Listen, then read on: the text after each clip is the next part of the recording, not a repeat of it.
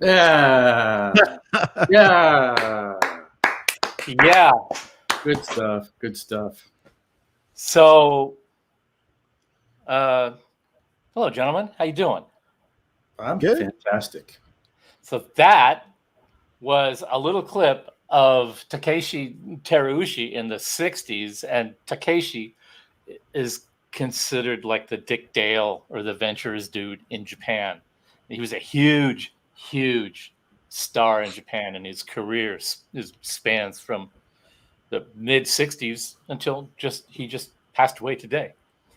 And on our Facebook page, whenever a well-known guitar player passes, we usually just put their photograph on our Facebook page and don't put any text or anything. The idea is that words kind of mess it up, and what can you really say? I mean, it's a recognition, right? Sure. It's a recognition of somebody valuable that we lost, and everybody has their own feeling about it. So I just prefer on our Facebook page to memorialize somebody by just posting their picture at an iconic period of their time, of their history or something, a good shot of them.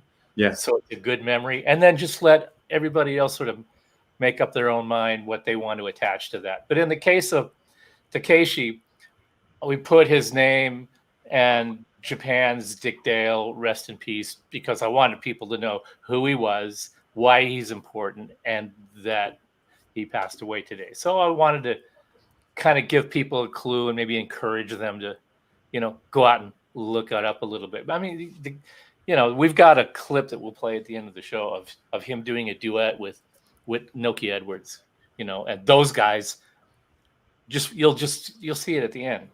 There's this real implied respect between the two of them. They're on stage. Yeah. They're doing this amazing thing together. It's on the level of like Les Paul in the late 40s, early 50s. They're doing Caravan, a duet of Caravan. And it's just flawlessly executed live. Just to give you an idea. It's one of those moments where I'd never heard of him before. And you sent me the text that this had happened. And, it's kind of like a little bit of being shamed into, oh man, I don't know who he is, but now I do. Pay our respects. I didn't know it all until right this second. So yeah, well, see, so now you've explained. That's the beauty of the Malcontents, is we sort of have an outline, a rough thing, what we think we want, a direction we think we don't. And it'll go right off the rails really and it'll fast. Go right off the rails, as you know. And we'll go off into like the Netherlands, and we won't even know what the hell hit us. But so we had come up with this. Joe and I were having a conversation. We were just like kvetching each other about people's sort of slavish devotion to vintage gear without even understanding why. And Joe came up with the phrase. He just said, "Yeah, well, everybody's just so busy." Chugging nostalgia. Chugging nostalgia. And I just went, stop right there, write that down. And then we didn't have anything to wrap around that, just the concept of it. And then I noticed this about the passing of this formidable Japanese guitar icon. And I just thought, this is all falling together. And then my buddy, who's actually our German representative, our product representative in Germany, he and I buy stuff in our respective backyards, and when we find something cool, that high watt cabinet came from Germany. I found that. He went and grabbed it for me and sent it. You guys have a pretty cool system. Yeah. And he fell in love with this Magnetone M10A, and just like, he goes, "Hey, I'm going to buy this. Can I ship it to you and have you check it out?" I'm like, "Yeah, sure." And then we'll ship it to him with his next shipment. And he says, "What do you think of that? It's pretty cool, huh?" And I said, it's serendipity that you're going to send this to me now, because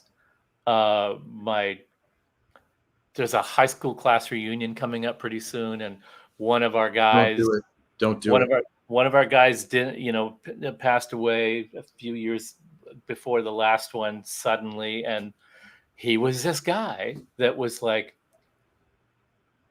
really a passionate music guy, and in a high school where there was a lot of people that were really music oriented.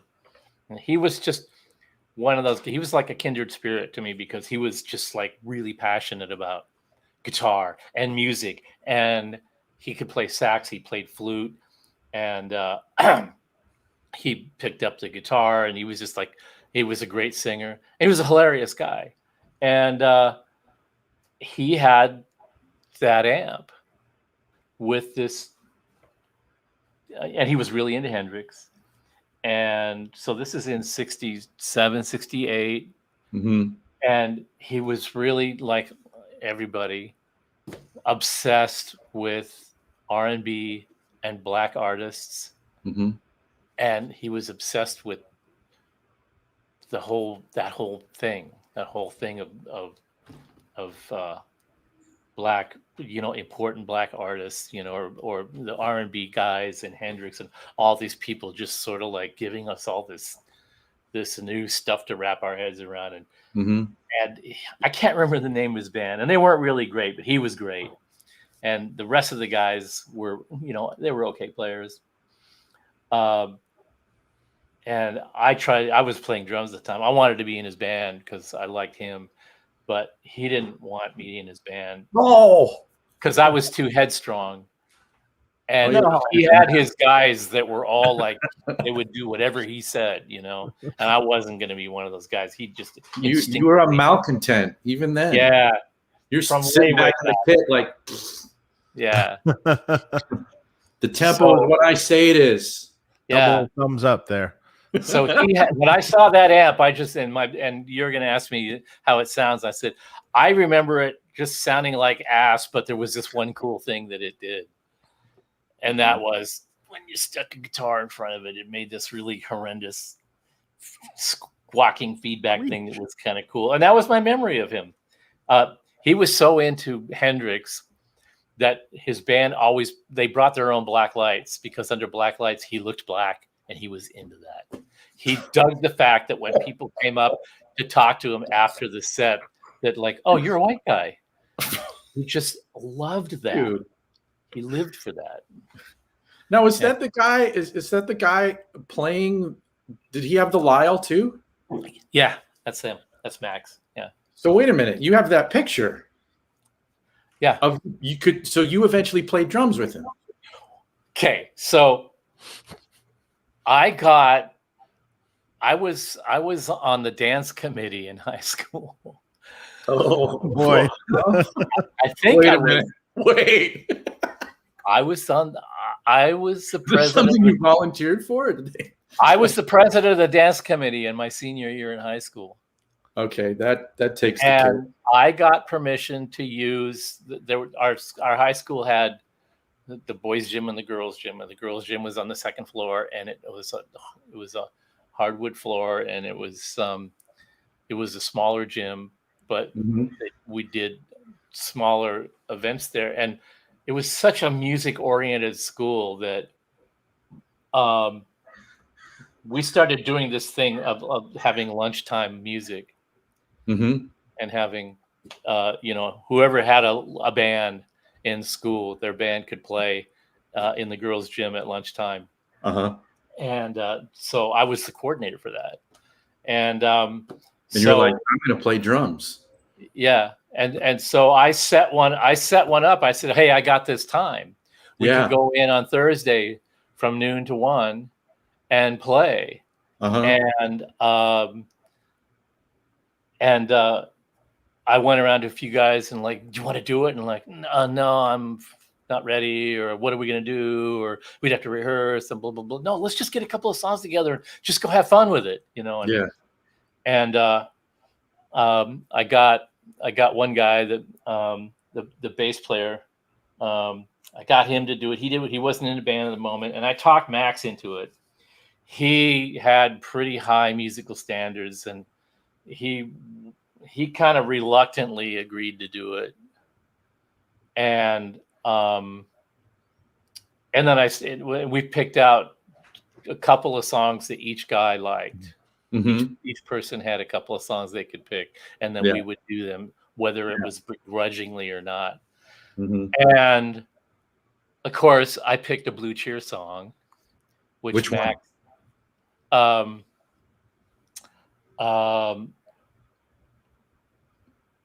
it wasn't Summertime Blues. It was one of the album cuts. That's another thing that you would do. We're not gonna do the hit. Oh yeah. Dun, dun, dun, dun, dun, dun, dun, dun, dun. Was it Out of Focus? Yeah, it was Out of Focus. That's hysterical. Dun, dun, dun, dun, dun, dun, dun, dun, dun, dun, dun, dun, dun, dun, blah. So is that this is the gig that you had the picture of? Say what? This is the gig that you have that That's the picture gig. That's the gig. of. This. Yeah, and that's Max with his Lyle Strat, and there's all the kids going, "What the hell are you guys playing?" Because I think we're playing Out of Focus, and he's using my concert. At the time was my brother's concert. Now it's mine, but he was using my concert. Behind you. Yeah, because the Magnetone wasn't loud enough. And the guy standing right behind Max is the bass player in his band. So of course they're all standing, all the guys in his band are standing behind us, giving me the evil eye. You're trying to steal Max. Right. And of course you were. And the girl on the right with the coat all buttoned up because it was winter, Yeah. And she's just looking at us going, "What the hell is this?" Yeah, it's kind of that look. Yeah. And the African American girl there biting her fingers, like going, "Yeah, this is like Turn this down. This is what I have to put up with to not have to bother with a hall pass for an hour, But yeah, that was And you're over there going, "This is why I was president of the dance committee." You bet. So I'm pulling rank, dude. I'm pulling rank. Oh man. Yo, brother Wayne. Yo, brother Charles. Yo, brother Brendan. Yo, brother Orange. Yo, brother B. Yo, brother PJ. Yo, sister Misobal. Yeah, so he did this thing. That guitar was this weird guitar. It had really microphonic pickups on it, and I think they were hotter than Strat pickups. And I'd never seen anybody do this before or since. Stick that guitar right in front of the speaker of that Magnetone. Hey, we have a special guest. It's a picture of one of those Lyles. Yeah. Check that baby out. Feast your eyes. It's like the totally wrong Strats made in Japan. Yeah. Probably cost, $69 new at the time. It's kind of vaguely Univox-ish. Yeah. Wait a minute. There's like the pickup selector switch, and then there's another toggle up there. It's a slide switch, actually. Yeah. And I don't remember what the slide switch did. I just remember that it was a wacky guitar. It was probably something like probably worth thousands of dollars now. Yeah. Right. Actually, I saw one on Reverb or something like that. I think it was tens of dollars. Yeah, pretty much. It was less than $600. Well, these days it seems like everything is through the roof. Yeah, that's true. That's kind of a cool guitar. I'm sure it kind of sucked when you played it, but I don't know. It's got a thing. It had a big fat mahogany neck on it. Yeah. Yeah. It was really fat. Man. And but so when Jurgen said that he was sending me this amp, I was just like, my memory is ass. We shall see. It arrived. The guy, the typical seller that they put a thing in a box and they throw a couple of pieces of stuff in there that's technically packing material, but with no forethought as to how it's. I actually got a chance to see that myself. I stopped into the shop this week, and it was a mess. God, it was just like, oh man. Like stuff he shook was all, loose. he was all busted up. You're saying so they pack it like Guitar Center does. Dude, is that like, Mark? Yeah, like Les Paul Jr. fat. Brendan's asking like that. Yeah, it was a big bat. It was a big bat on my neck. Yeah, I mean, the thing arrives and it's just like, are you seriously? This is a vintage amp that you're like selling on how vintage and blah blah blah, and how it's this precious. Oh yeah, it's the Magnavox, Magnetone, and then you throw it in this half-ass box, and it just like it got hammered. Yeah, bubble wrap is your friends, people. Like good, thick, big roll of bubble wrap is your friend. I mean, you can pretty much bubble wrap anything if you do it right, and you can bounce it down the road, and it'd be okay. Yeah. But no, this person was trying to be a packing innovator.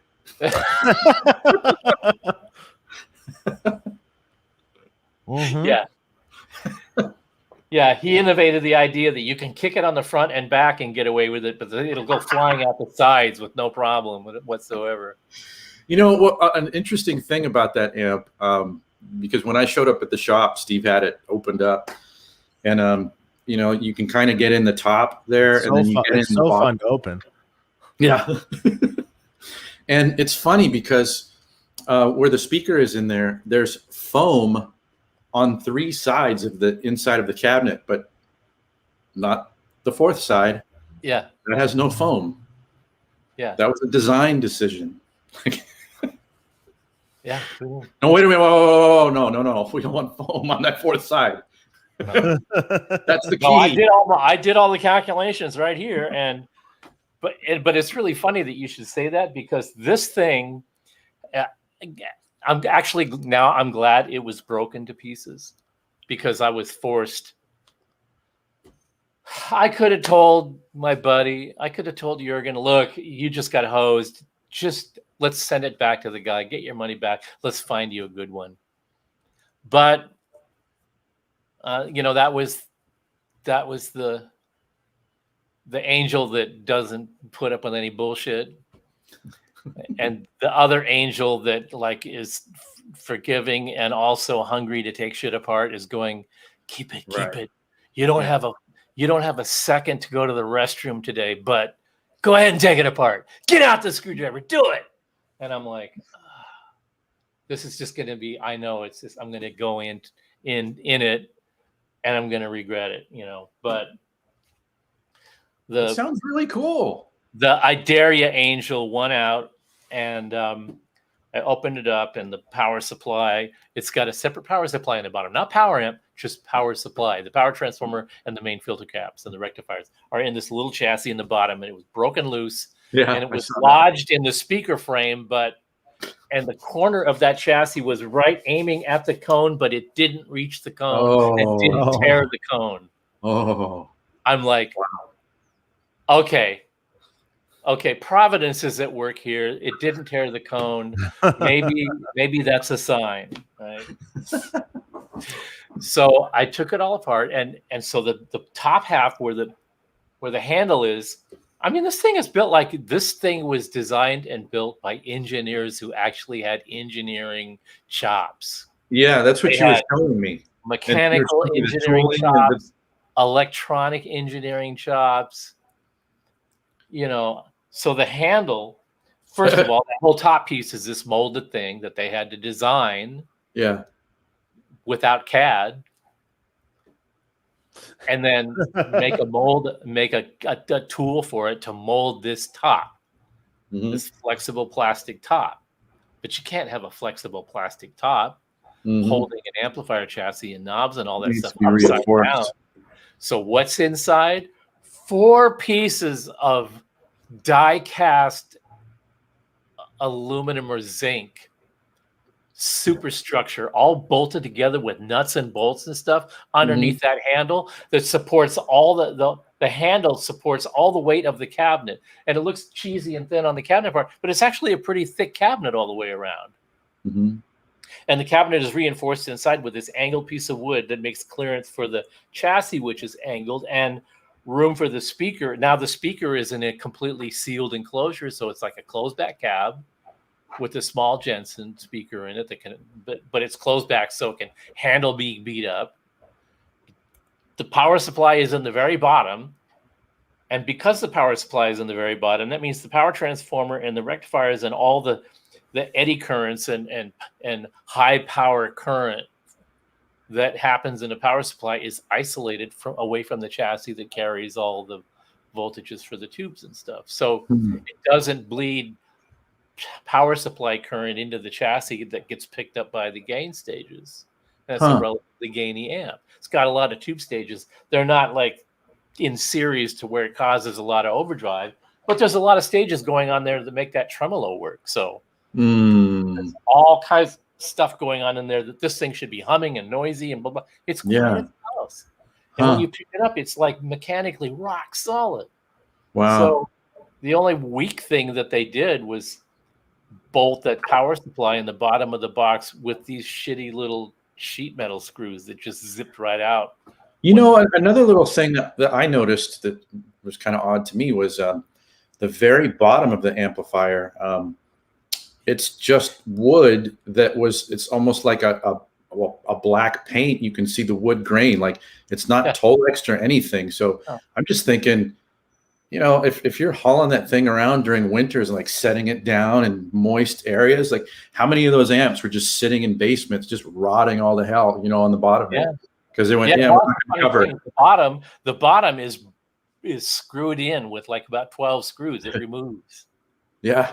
So the whole cabinet part is like this rectangular tube.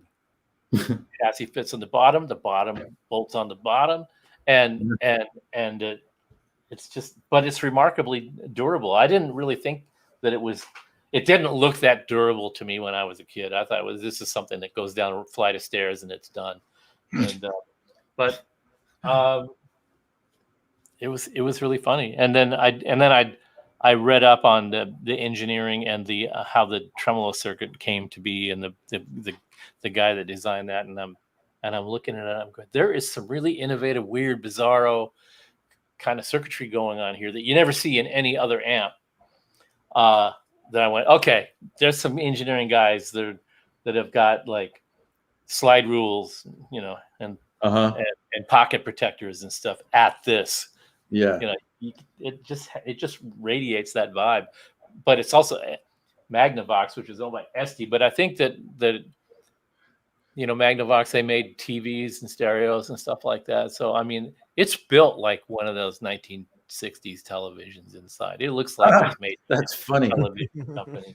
Actually, you know, that whole plastic top thing is reminiscent of that sort of stuff. The back cover of a TV, right? Exactly. Yeah. So they had somebody in the engineering department that does the tooling for the molds, and the guy that, we'll get Jake over there that makes those weird brackets. Extra dude in the TV department. Yeah. Get Jake over there, the guy that makes those big brackets for the TV tube that works so well. Get him to make a handle. Jake, we need a handle for this thing. It needs to be strong. Okay, I gotcha. He's out there with the big drawing board, you know, and the triangle and the compass, hand drawing an engineering drawing. Just like you just gotta love it. And you know what, that company like that was probably considered like the moron job that nobody wanted to do. Like really making a guitar amp for the youth. The youths. For these rock and roll kids. Yeah, you know? the kid. Yeah. Like, I came here, I wanted to make television sets. Yeah, but there's the guy walking through the factory with the clipboard. He's the bean counter. He's going, yeah, you're spending 47 cents on this bracket. It needs to be no more than 17 cents. Yeah. Get on that. Yeah. This thing sold for $139 or something like that. Wow.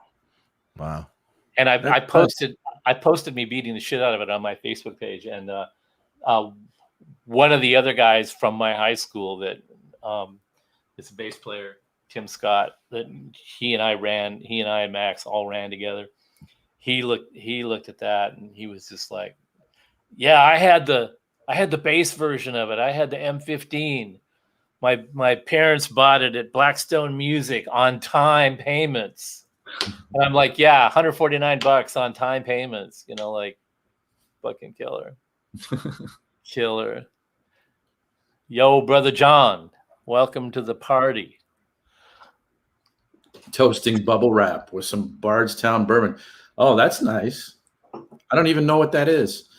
I do enjoy bourbon, but I know next to nothing about it. I'm definitely a Scotch dude, and that's about it. And IPA, can't do it, guys. It's just not my jam. There he is. Whoops. Welcome back. You were abducted. For some reason, always on StreamYard, sometimes if I'm looking at the chat over on the right and doing something with my mouse over there, it'll log me out. It just kicks you? It just fucking kicks me. And I have no idea why this has happened before. Note to self, don't look over there. That's the Bermuda Triangle.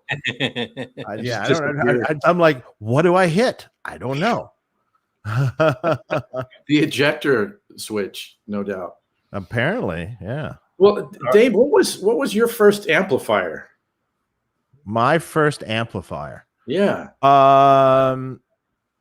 Silverface Fender Deluxe. With a cheap the Plastic Series MXR overdrives. Remember the Plastic Series? Oh, those are made so well. So did you kind of pick them up at the same time? They weren't made by the Magnavox guy or Magnetone, whatever. Yeah. No. They were actually crap. And a early 70s Fender Music Master guitar. Ooh, I had a Music Master once upon a time. And I wish I still had the whole thing. I do have the overdrive. Oh, you do? Oh, that's cool. Not the same one. But years later, nostalgia got the best of me, and I bought that one, and then I bought there's a booster one that they have in that series too, with a tone knob and a boost knob. That actually sounds really good. And then they also have the flanger and the phaser and the. So did you get the whole set? I get most of them. Yeah. Why? Don't know. No, you know why. They were cheap. You were chugging nostalgia. That's I wanted to see, I was like, hey, if you put them in a rig, you don't have to step on them. So, if they sound good, they sound good, right? It's also that thing too, like when you're a kid, you can't afford hardly anything. And then, when you're making your own money, you're like, oh, I'll go back and get that one thing. And you're like, actually, I can get it. Well, what did that from that series sound like? Yeah, that one that I couldn't ever get, And then it sits in a box and never gets played again. Mm-hmm. Along with boxes of other pedals I own. Yeah. It's in fact, recently it was an epiphany. I'm selling stuff. That's it. Oh, yeah. I'm going to keep my very favorite things, but only my very favorite things. Yeah. And only if I'll actually play through it. Uh-huh. Now, did you kind of go down the pedal rabbit hole before you started getting into more amplifiers? Oh, no, not at all. You just immediately went for amplifiers. Okay. Yeah. I'm not. I believe in amp sounds. And you always did. With a guitar straight in. Mm-hmm. Pretty much, I believe that your guitar overdriven tone, shall we say, if it's overdrive or clean, it should come from the amp. Personally, I think. Yeah. Okay, I understand the need for a slight boost or a little mid bump or something that just to accentuate what you're trying to do. But I believe in the amp sounds. So Stevie knows that. He knows how I like to run them. Yeah. Turn them up. Yeah. That's funny. I always say, I struggled with my live sound for years. Like I could get sounds when I was recording because I could just sit there and figure it out. But it took me a handful of years to figure out, in a live context, like volume solves a lot of problems. Just turn the damn thing up. It's like, hey, all of a sudden it's really working. You know? Well, the thing about it, the thing about a volume knob on an amp, when you turn it to the point where it stops, it's really good that they do that, because that's how you know where to set it. Exactly. It just makes life so much easier for everybody. Yes. I remember when there was an LA amp show, and I remember, I think you had the first prototypes maybe of the Sound City amps. I wasn't exhibiting there or anything, but I had come, like, come in, you got to hear these. Okay. And then you had like the power station on it. I go, can we turn that off? Yeah. Yeah. No, and I just kind of turned it up, hit the chord, wham. Oh man, the whole floor. And then people immediately left the room. Started watching. I know, that's the perfect thing. That's why I play that amp for the first time too. There was another. I mean, it's a high watt kind of sound, and and for me, a high watt has to be, unless you're trying to play it clean, you have to make it break up, and you got to turn it up, and it's painful, but God, it's gloriously percussive. You hit one chord and it'll knock you through the wall. Yeah. That's the beauty of it. That's what it's. When Steve had me come over to play through the 100-watt Sound City prototype, he will, because he saw it. I started hitting some chords, and I showed him my arms. I was like, goosebumps. Mm-hmm. Yeah, goosebumps. Oh my God. At that amp show that you're talking about, Dave, Joe and I were having a lull, and we had the head plugged into two 412 cabs. He wanted to hear it with two 412 cabs to hear how it would spread out. And sure. So we were goofing around with it, and we had the guitar volume turned way down. So we were just I remember this. Right? So this guy comes in, hey, dudes, he's got a backpack on, and hey, what do we got going in here? He's just like trying to. Oh no! What do we got going? Dave knows too. He knows what's coming. I just handed him the guitar. It was the Sunburst Strat. I just handed him the guitar. No warning. And he picked it up and he turned the guitar volume on, and he didn't even play a chord. He was trying to hold his knee up in the air because he wasn't sitting down. He's trying to balance the guitar on his knee, and he turns the guitar volume up, and the guitar slipped, and he just grabbed the strings, and it made this sound, and he just like screamed, "Holy shit, what are you trying to do to me?" And we're like both on the floor, It's like a lion leapt out from behind the amps, like this thing's trying to eat me. He just had this look in his face like he'd been just like thrown off a cliff, Mm-hmm. And like that's actually, honestly, like I'll laugh at that guy, ha ha ha ha, but that was my first experience with when I finally got to play through a 50-watt Marshall head. Because when I was learning how to play, my first amp was a solid state. It was one of the red knob Fender solid state things, and I was practicing in my room, really low volume, tons of preamp gain, and I was doing that for a couple of years, and I worked this trade with this guitar teacher in town, where somehow I acquired this Marshall head so that I could trade it to this guitar teacher guy.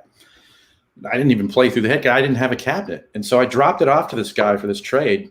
And he says to me, he's like, well, don't you even want to just play this head once before you drop it off? Like, you should try it out at least. I'm like, all right, whatever. Because to me, because I didn't know anything about anything, I just thought, that's just an old piece of old stuff, like I don't know what to do with that.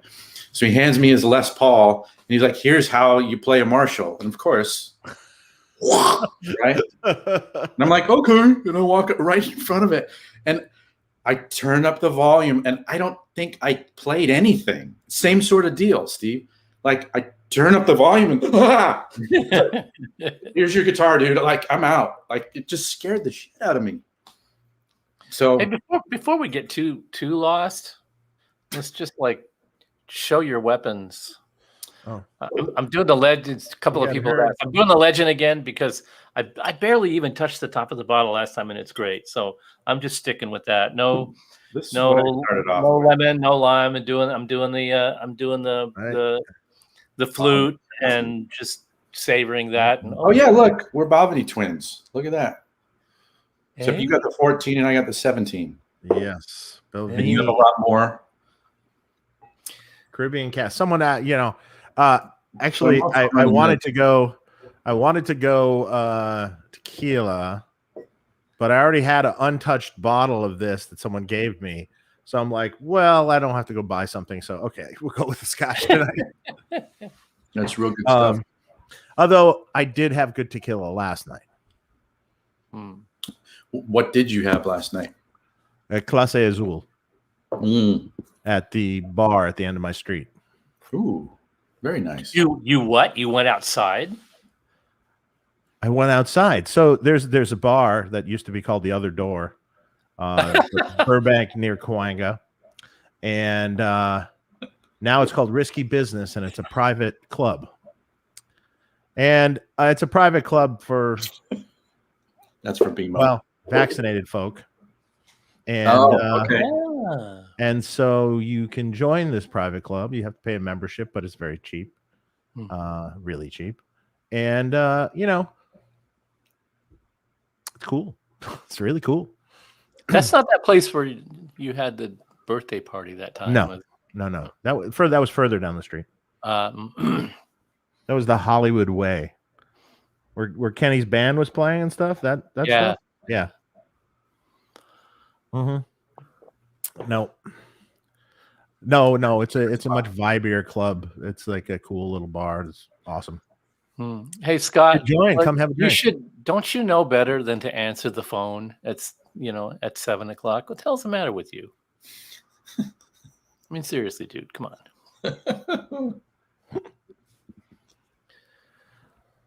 What's the off switches for? I think after that volume knob comment, Steve, like someone needs to build an amp where the volume is just bypassed.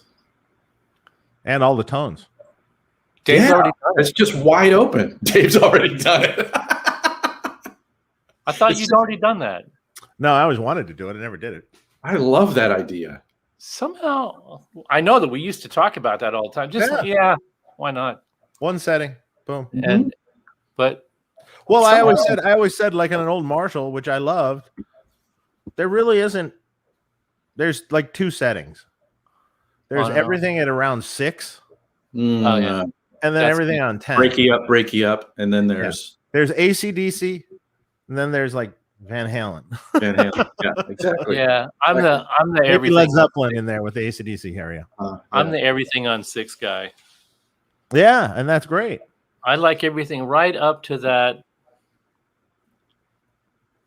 point where it starts caving in.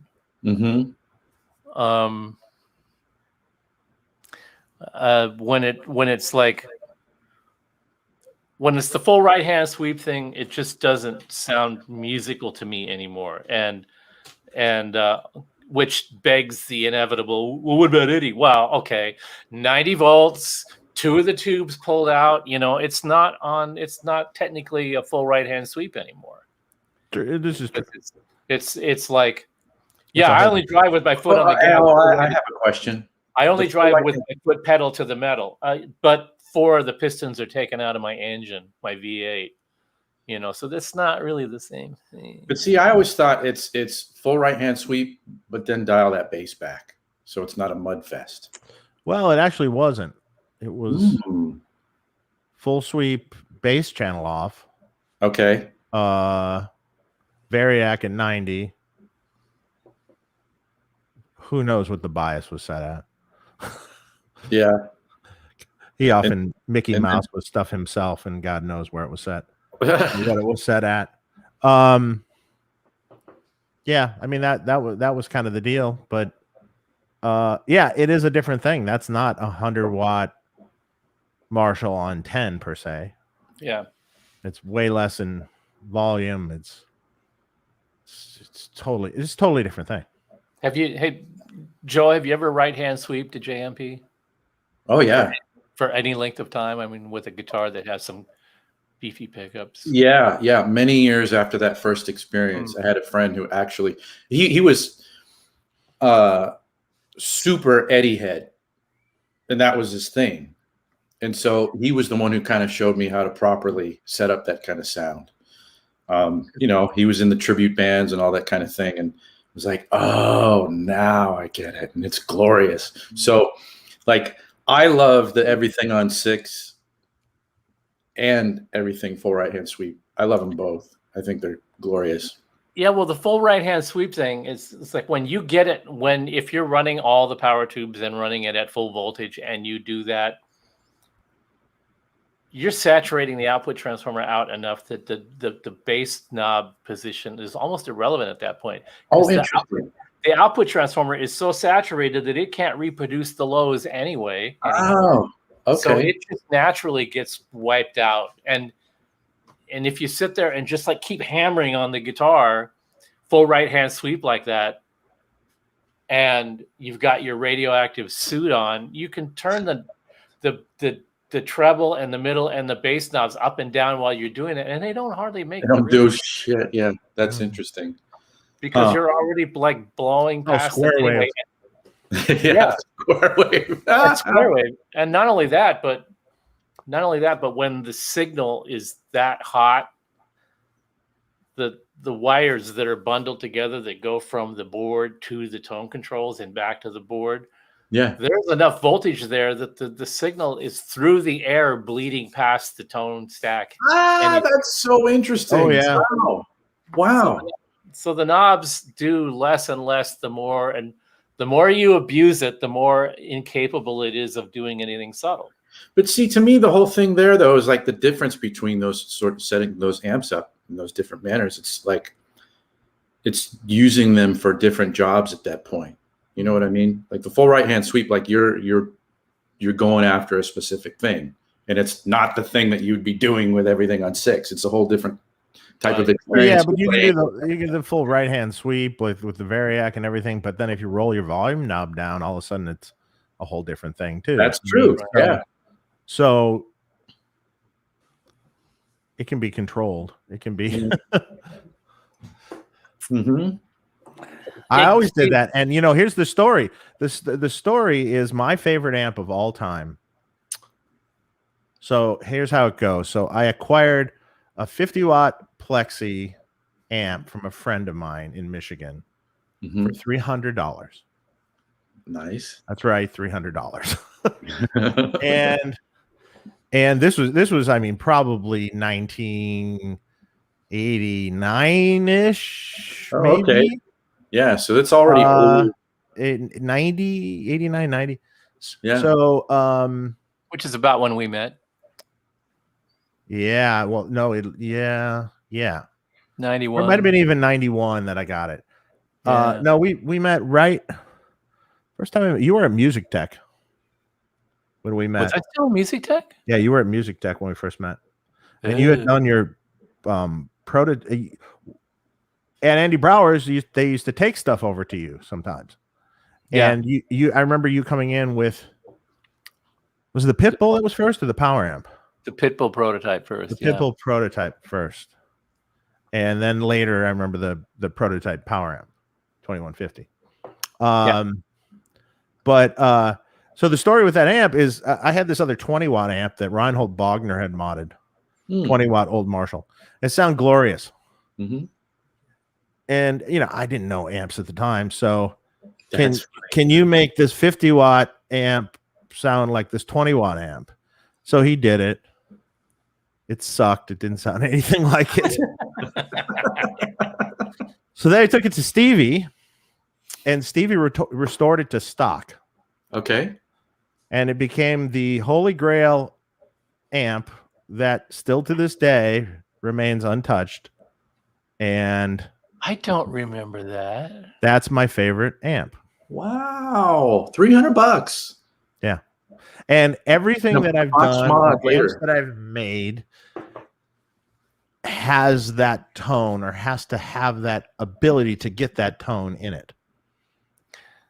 Then again, that time period, that was during the period that you would have been over next to Bradshaw at that point by the time you did this.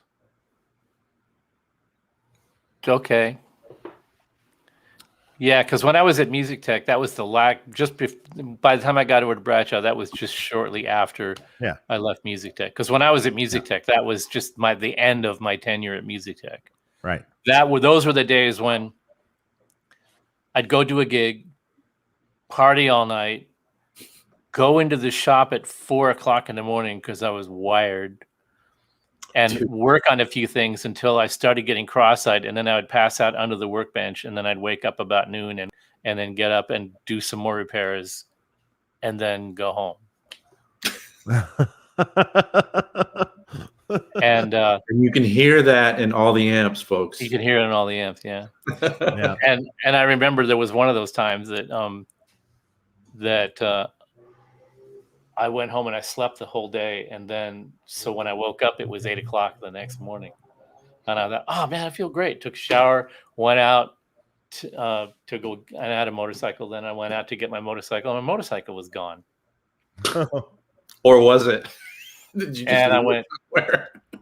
Where's my bike? My bike is stolen. Oh no, my bike got stolen.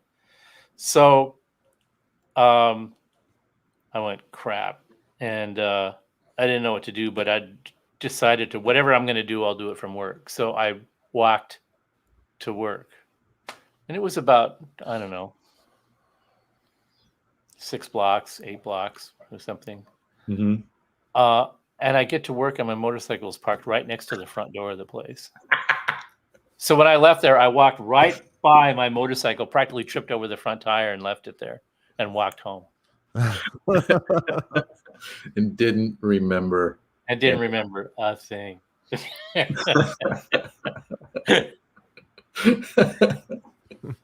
Oh man, is that the same? One of the repairs that I did came back. Wow.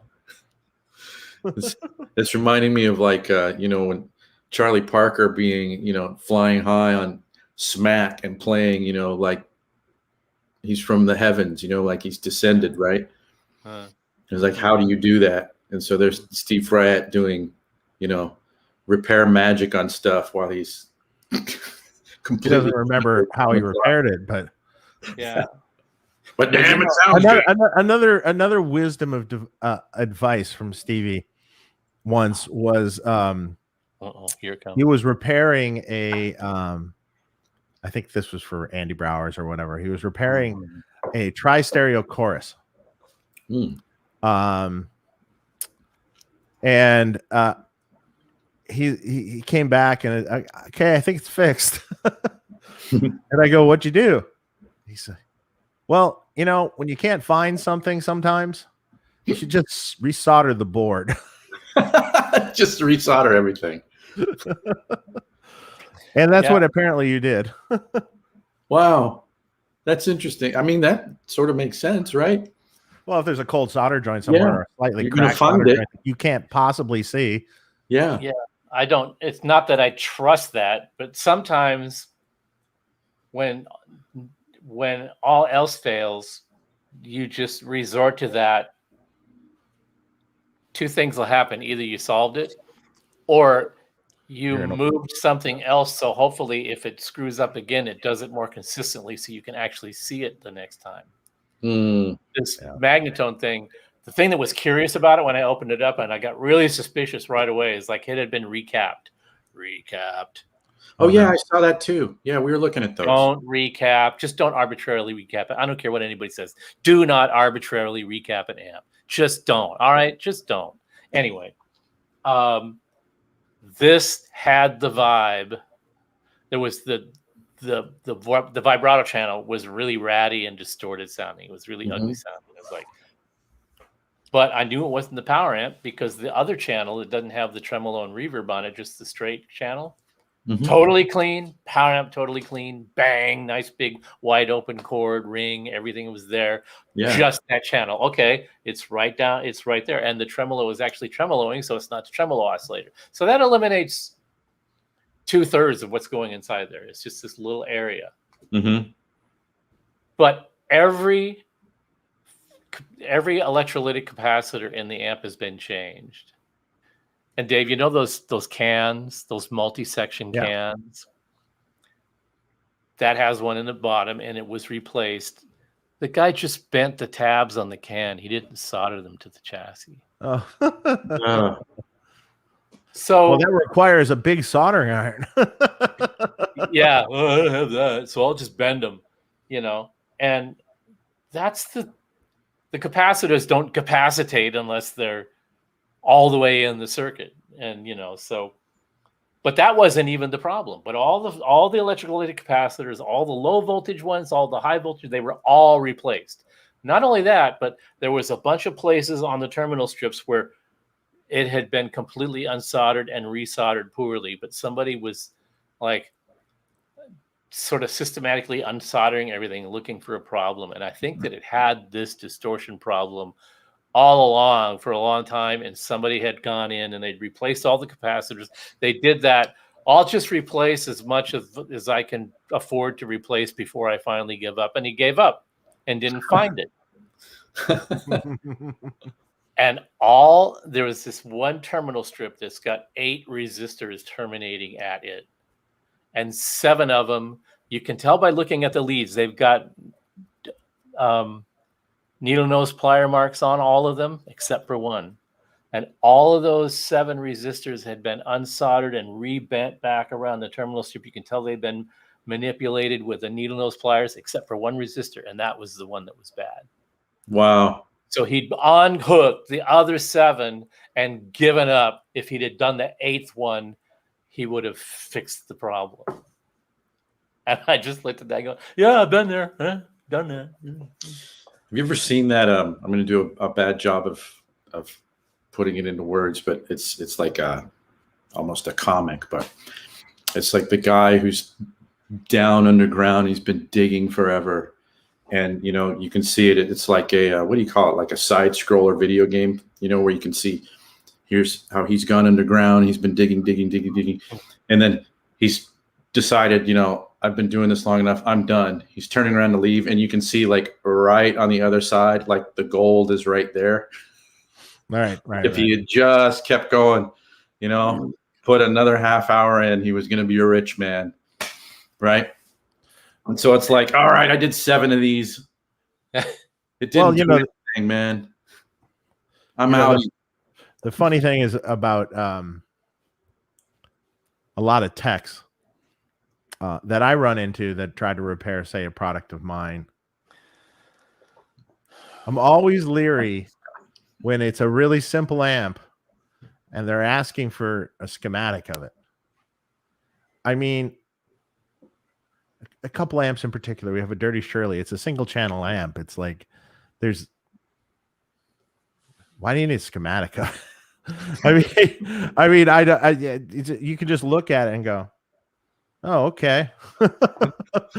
And then number 2 is like they often go to the ends of the world to try to repair the simplest of problems.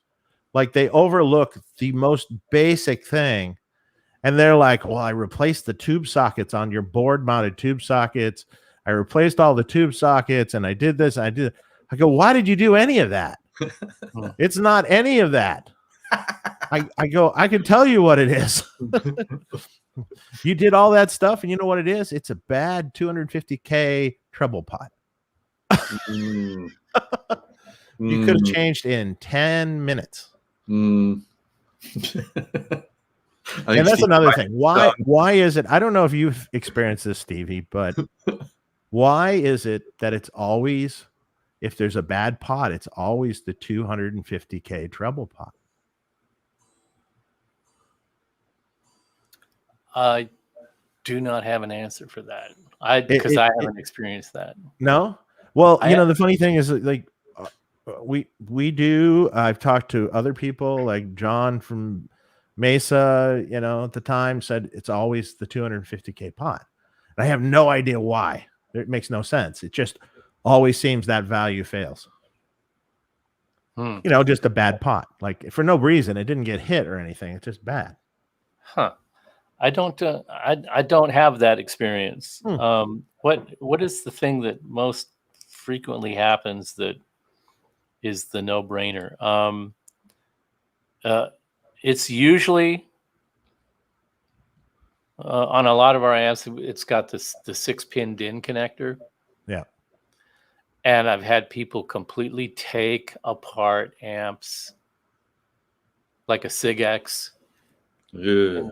The SIG-X is the most unfield tech friendly amp out there because to get but if you decide that you want to take things apart, but you almost never have to take things apart to fix them. You just have to know where to look. And we have taken the position for a long time. Everybody bitches that we don't provide schematics. Why we don't provide schematics?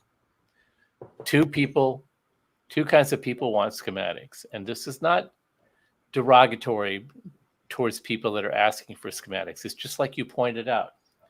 It's not going to help you. Not only is it not going to help you, but by having it, it's probably going to give you an opportunity to go digging after something that you didn't need to dig after because that is anyway. Yeah. You're like far away from it. And the schematic is just like having, everybody in Paris knows where this little restaurant is, this cute little restaurant. And you just you want a map of Paris because you want to know where that restaurant is. And you're never going to find it with the map. Mm-hmm. Even if the map was engraved in your forehead, you're never going to find that little restaurant because it's a special little place. And you have to know that the street doesn't even have a name. Right. It's like Tokyo, same kind of thing. We used to, our Japanese distributors, they used to take us out to dinner. We would just follow them. We're going to go to this place, this really special place. Down a street, down another street, a couple of alleys, turn right in an alley, there's another alley, up this flight of stairs, up the back of a building, and then this little doorway. And you look like you're going to they're taking you someplace where you're going to be dismembered or something, And there's no address. There's no address. And you go in there and you take your shoes off and you go in there and you get the most amazing, not only culinary experience, but just waited on you've never been waited on in your life. But it's this modest little place. The food is amazing, and they're just there to take care of you. And you will never find it in a million years ever again on your own. But there's just give me that map of Tokyo. Here's the thing with customer support and providing schematics. If we agree to give you a schematic, it means that we're giving you license to go hunting. And if you don't find things, you're going to contact support some more for guidance. And we're going to try to give you guidance, but it's going to be a fool's errand. And so we don't do that anymore because we need to save your time. We need to prevent you from making it worse than it was. And by the time we answer all your email questions and try to figure out what wrong road you went down and try to guide you back to the main road again, the amount of time it took for all that communication to go down, we could have done QC on 100 power stations. 100. I'm not exaggerating. 100. And when we're a small team like that, and we're fine-tuned and honed to do this repetitive task efficiently and really well with tons of oversight and tons of focus, it takes training and it takes getting in a groove and a feel, and then you can just smack them out. But talking somebody through some nightmare scenario is not worth the time for us because we could have done so much more productive work. Not only that, if you sent it to us, it'll go on our bench and 15 minutes later, it'll be done and get back to the shipping department. And it's probably on its way back to you, usually the same day. Yeah. And instead of that, 5 days later, you're asking another question by email that indicates that you didn't understand the answer to the previous email, and now you're even in a bigger hole. And all we're trying to do is, look, let's save you the aggravation and the embarrassment, and save us the time that just of just helplessly watching you go down this rabbit hole for no good reason. Just give it to us. We'll bang it out. We'll get it right back to you, and then you don't have to think about it. If you want to learn how to do stuff, I learned on my own. Learn on your own. We can't be your tutor, Dave. You can't be you can't be 200 people's amp tutor. Right. No. You don't have the time for that. And what you end up being, you're not really helping that person, and you're not being a technician that's getting to an end result. You're being somebody's bartender. My wife left. My girlfriend is angry. I'm going to get fired from my job if I show up late one more time. That's, you're going to be their bartender. You're not going to help them solve their problem. Just like, let me take that burden off of you. Let us take that off of you. Mm-hmm. We do it every day. Just give it to us. Boom, it's done. It's back in the box. Otherwise, we get these things with all the capacitors changed, the board taken out, and you don't know how to put the board back in. So it's this rat's nest, and we're just like, all of this over a $1 part. Wow. No fun. It's not that we're trying to be dicks. We're just trying to do our job and save you and get your thing taken care of and save you the aggravation, and not send you the message that, if you want to dig and go hunting and learn, there's lots of internet resources to do that. And there's forums. But probably a SIG-X is not a great place to be doing that. Oh, come on. I've never climbed a mountain before. Big. I'm going to K2. Let's get it on. Start big. Yeah. Just don't. Well, I'm 2/3 of the way up and starting to get cold. Do you think I should maybe have somebody like helicopter me in some oxygen tanks? Actually, that's funny. I didn't even think about that when I opened my mouth, but I basically grew up in Colorado, and when I decided, I'm going to start climbing these, there's all these 14,000 foot peaks in Colorado. And a lot of people get into, like bagging all the peaks. And I'm like, I'm going to do that. So what's the first one I do that I'm going to do? It's the tallest mountain in Colorado. And it's also, I think it's the second highest peak in the lower 48. It's called Mount Elbert. And it's not like a super technical climb or anything, because I can't do anything like that. But I had never climbed anything like that before in my life. But my dumb ass, I'm like, what's the hardest way to climb this thing? There's this thing called the Black Cloud Trail. Like, that sounds like that's for me. And so I go up there alone. I take a backpack. It's in the middle of summer. I go up there with a tank top on, no sunscreen.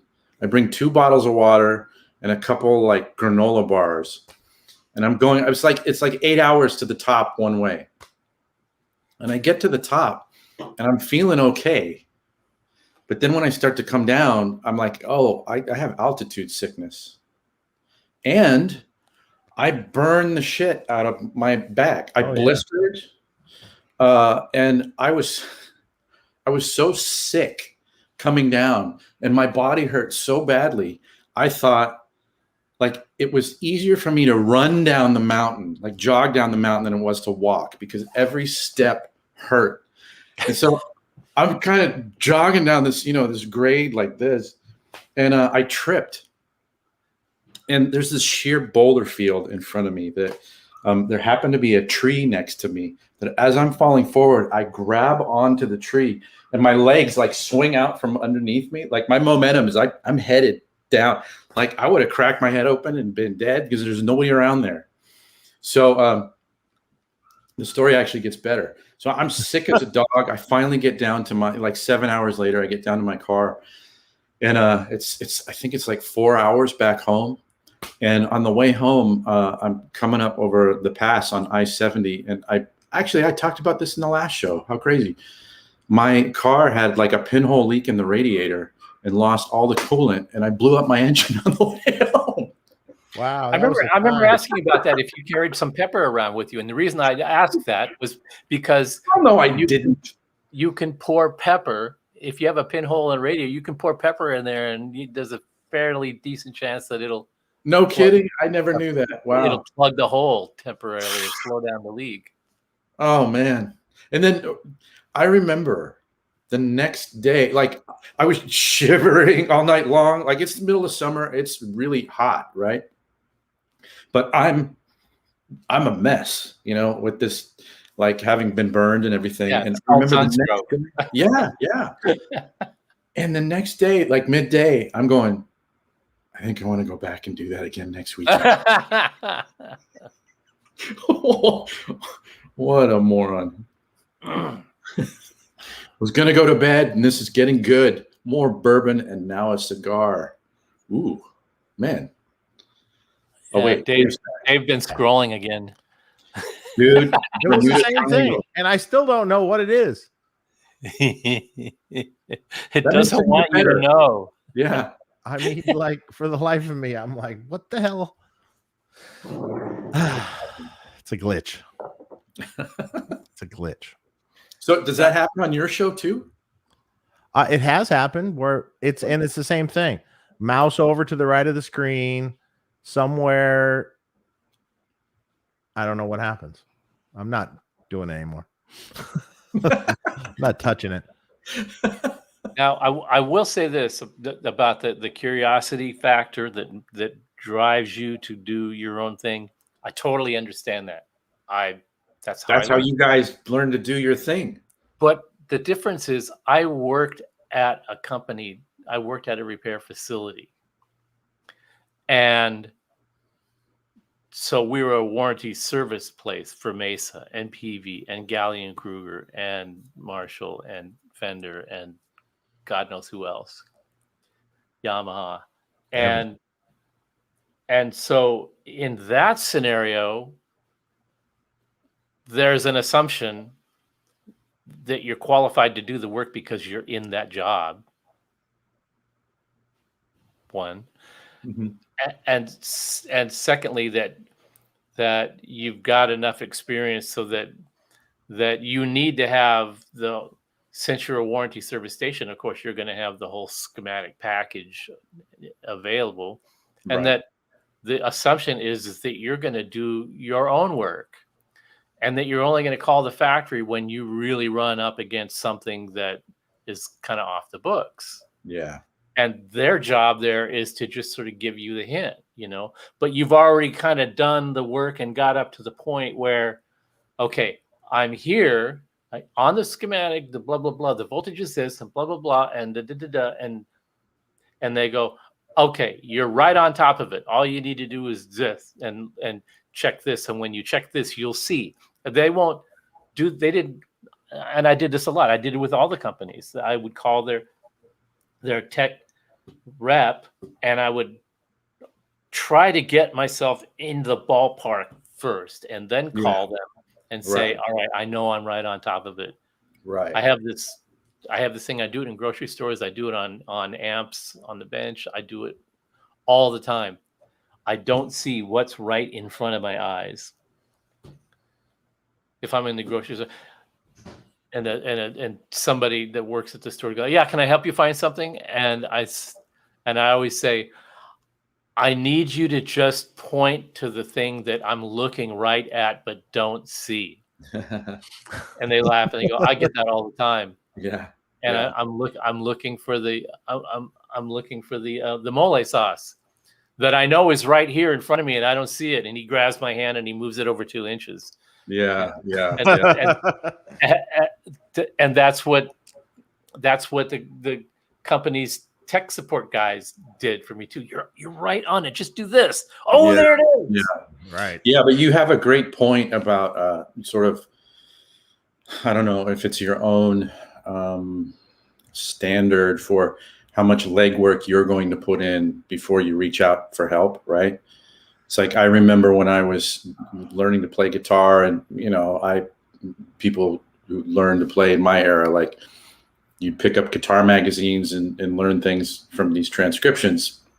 And, I was using those things before I developed my ear. But then I got to this point where I was like, okay, that's kind of lame. And I remember making this decision, like, okay, I have this transcription of this song that I want to learn, but I'm not going to look at it until I've worked on this part for at least an hour. So it was like, okay, I do have the answers here. I have the cheat sheet, but I'm not going to allow myself to look at it until I've really busted my ass at it. And I never looked at the transcription because, after an hour, you can kind of crack the nut on your own. So that's kind of how I weaned myself off of, kind of looking for the easy way. Well, the real skill in all this isn't like the technical skill, learning the Ohm's law or anything. The real skill is perseverance and determination to figure it out for yourself, because that's something you learn. Yeah, sure. Yeah, I think I told the story on one of these before, where I had a friend who was, my tech friend, who I would take all of my, my pedal's not working, my pickups aren't working, and I would just kind of throw it at him and he would fix it for me. And then my whole life changed when I walked in one day, and I think it must have been, it was a wiring thing with the guitar. And I said, Chris, I need you to work on this thing. And he just looked at it and he said, okay, well, let's think about this. And that phrase changed my life, because I thought, wait a minute, you don't know how to do it? Like, oh, you're actually having to apply yourself and think your way through it. Like, what a lazy ass I'm being. Like, I'm just going, no, you do it and use your brain, right? And so that was definitely a kind of a pivotal point for me, where I quit taking things to people when I could kind of do it on my own. Well, I kind of feel a little I sort of feel for people that are like trying to navigate that now, because there are so many books that are out, or resources that are out there, that are so horribly, disastrously wrong that there aren't schools to teach this stuff anymore. Mm-hmm. The basic electronics and all the mathematical stuff and all that is still all valid, but the actual technology that we're using is considered obsolete. It isn't taught in any schools anymore. And the books that are out there are the old books that you got to go dig up in bookshops and antique stores and things like that, and you find these amazing things. They look like they can't be relevant because they're published in 1930, 1940, but they actually are really relevant. And it's just that the pictures and the illustrations are more quaint looking, but they're still the same principles. But I mean, I remember when I was in the late 70s, when everybody was like, "Oh, the Aspen Pittman book, it's like the Bible on blah blah blah," and it was like, I'm reading that. I'm reading this book. Yeah, I have three versions of it, and I mean, it was good for the schematics, and there was some interesting sort of backstory on some of this stuff. But as far as the technical stuff, the first issue, the first printing of it, had the chapter from Cesar Diaz, rest in peace, Cesar, explaining how you repair pots, Dave, your pot thing, by spraying them with WD-40. Right? WD-40 and carburetor cleaner, a combination of WD-40 and carburetor cleaner. Is that in here? I remember this. It's in the first edition. Oh. And I just looked at that and I went, "You published that?" Yeah. And it's only gotten worse, So, a lot of what you hear from people that are trying to be self-reliant. I can relate to that, and self-starters. I can relate to that, and I want to learn something new and expand my knowledge base. I can relate to all of that. Yeah, but now you got to slog through what's real and what is just published by some ignoramus that just likes to hear the sound of his own voice and doesn't have anything valid to offer anybody except nightmares. Yeah, I remember, spending some time with those books. I didn't learn anything from them, but it was kind of like lists of, here, do these things that will make your amp sound cool. But it didn't explain, like, here's the physical thing that you can do. Change this part in your amp out, and it will make your amp sound cool. But you didn't learn actually what it was doing, So it was like, I can't even drop an analogy, but I think it's like, what were you calling it? Like parts changers. Parts changers. Yeah. Well, all this stuff is people, if they're interested in this stuff, they have to just have enough interest to dig and find out and get your hands in there and electrocute yourself a few times and continue to for the rest of your life, because, well, it still happens.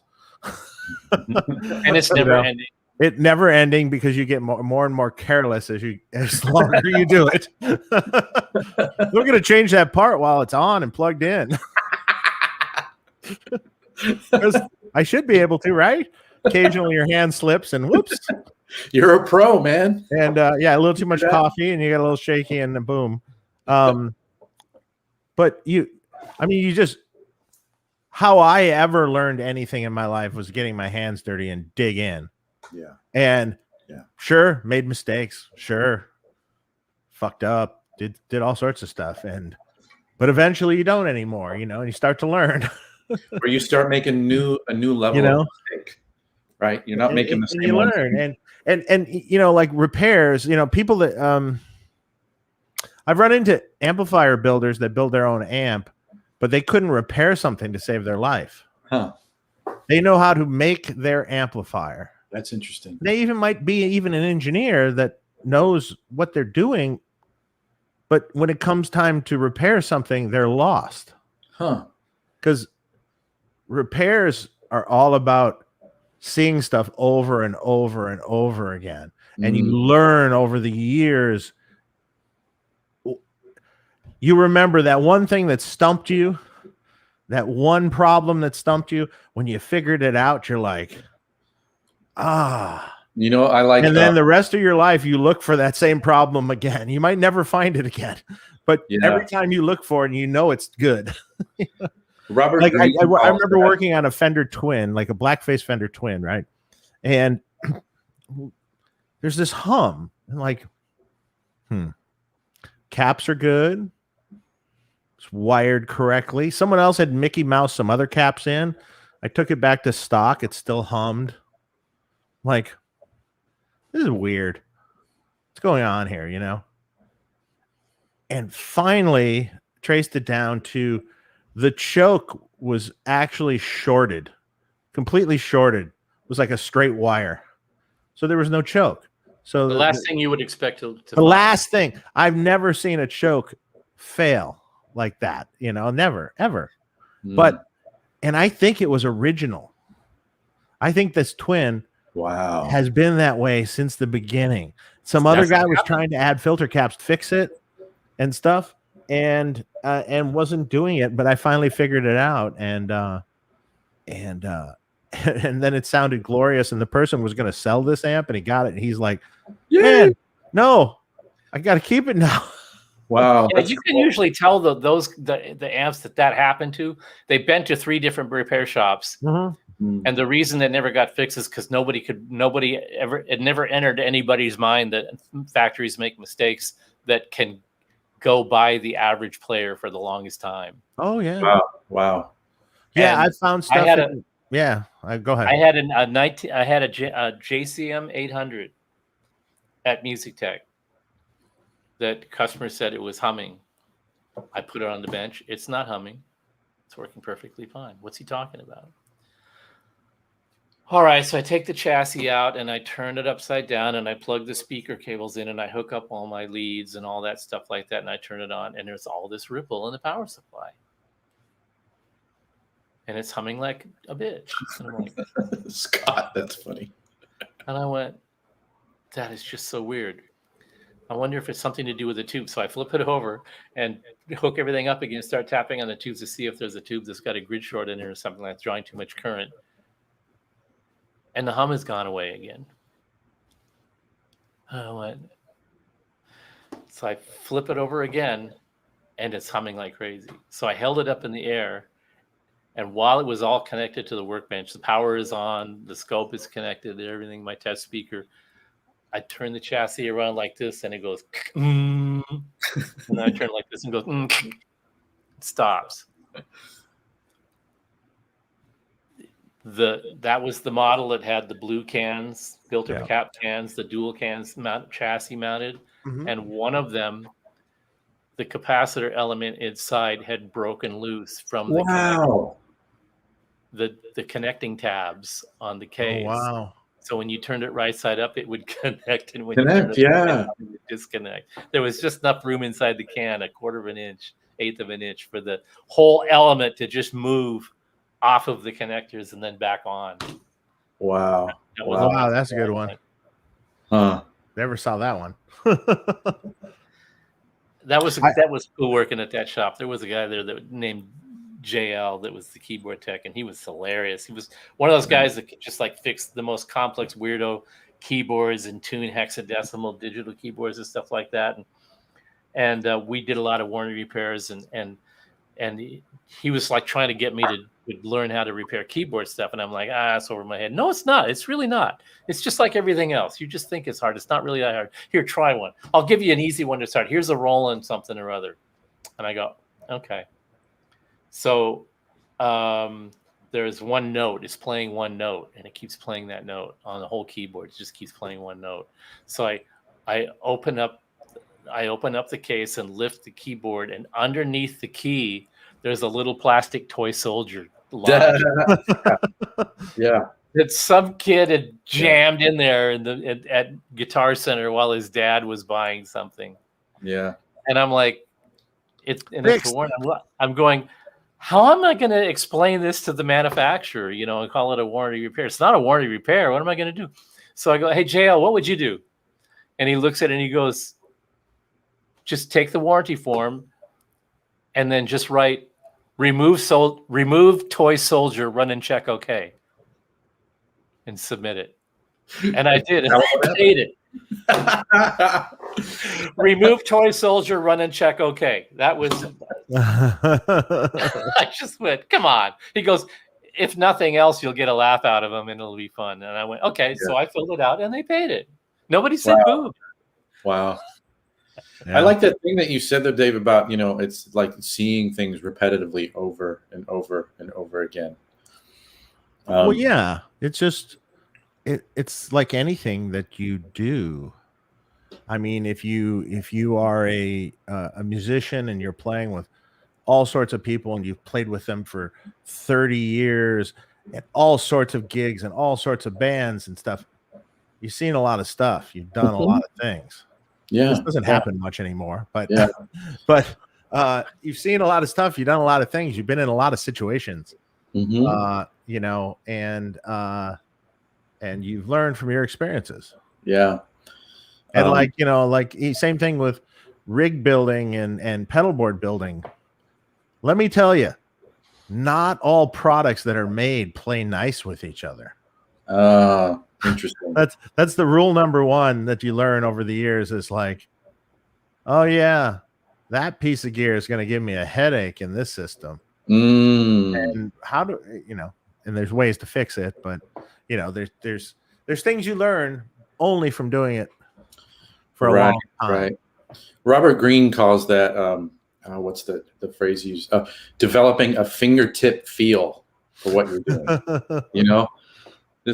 And that's that thing, the person who's been at it forever, and you're like, you have this problem, and you see, it's just it reminded me of Steve. You were reminding me of this sort of thing earlier on when you were talking about repairs and that sort of thing. Or, you know what? I just lost my train of thought. Well, here I'll add to that then while you think about it. You know, I'm going to go in the Bermuda Triangle here and eject myself. It's sort of like I don't physically do my own PC board layouts, but I do have a hand in them, sitting there staring at them and looking where the traces are going and where the parts are sitting.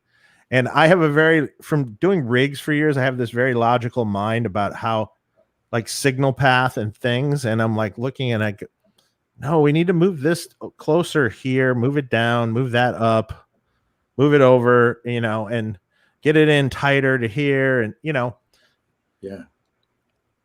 And I know from experience now, it's like, okay, well, we want to keep the cathode follower far away from like the effects loop, because that's the highest signal level in the amp. And that's where you're going to get bleed to something. So you want to keep stuff away from things. So you have a nice quiet amp where you can put a volume pedal in the loop and, oh my God, you can turn it off and it goes off.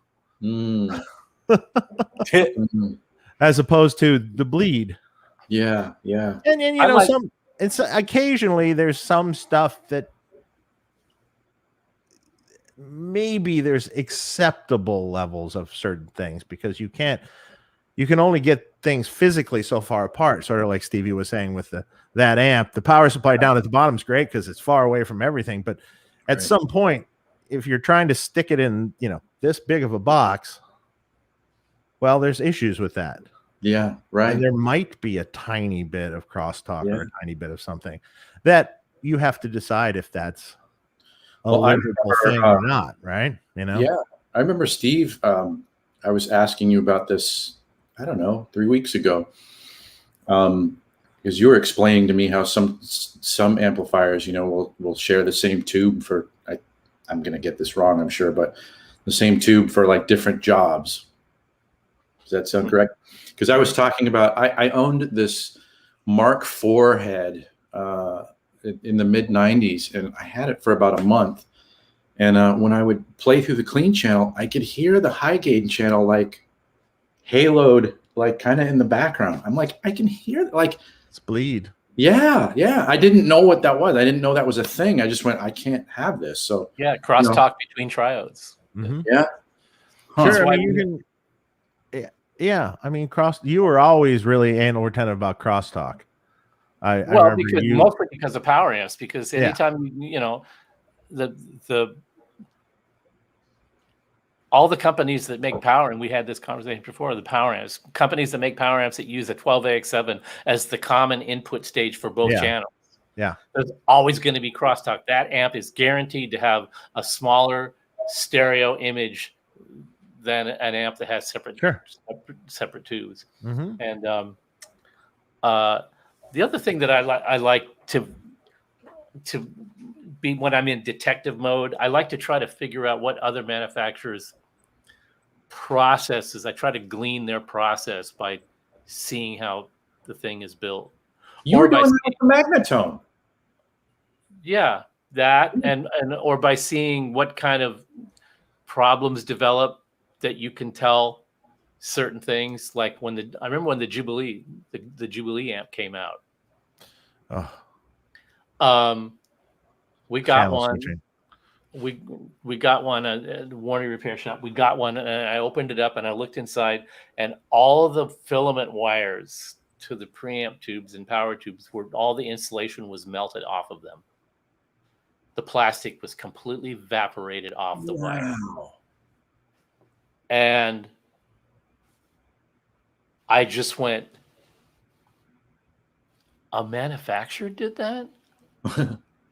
And what I mean by that is, I had modified a high watt to add a gain stage in it, and I used the filament supply to make a DC supply to supply the relay to kick this overdrive stage in and out.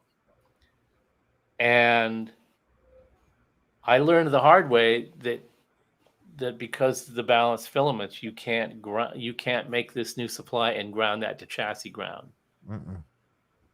It'll cause current draw through the filament circuit it'll just draw way too much current, and it'll melt all the insulation off of the wires, off the filament wires. It's funny you bring this up because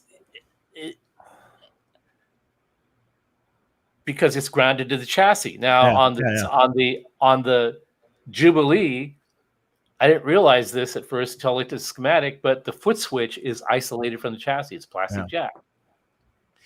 And so I went, I've seen that before. I did that. I know why it did that. I just don't know why it did it on this amp, because the jack is isolated.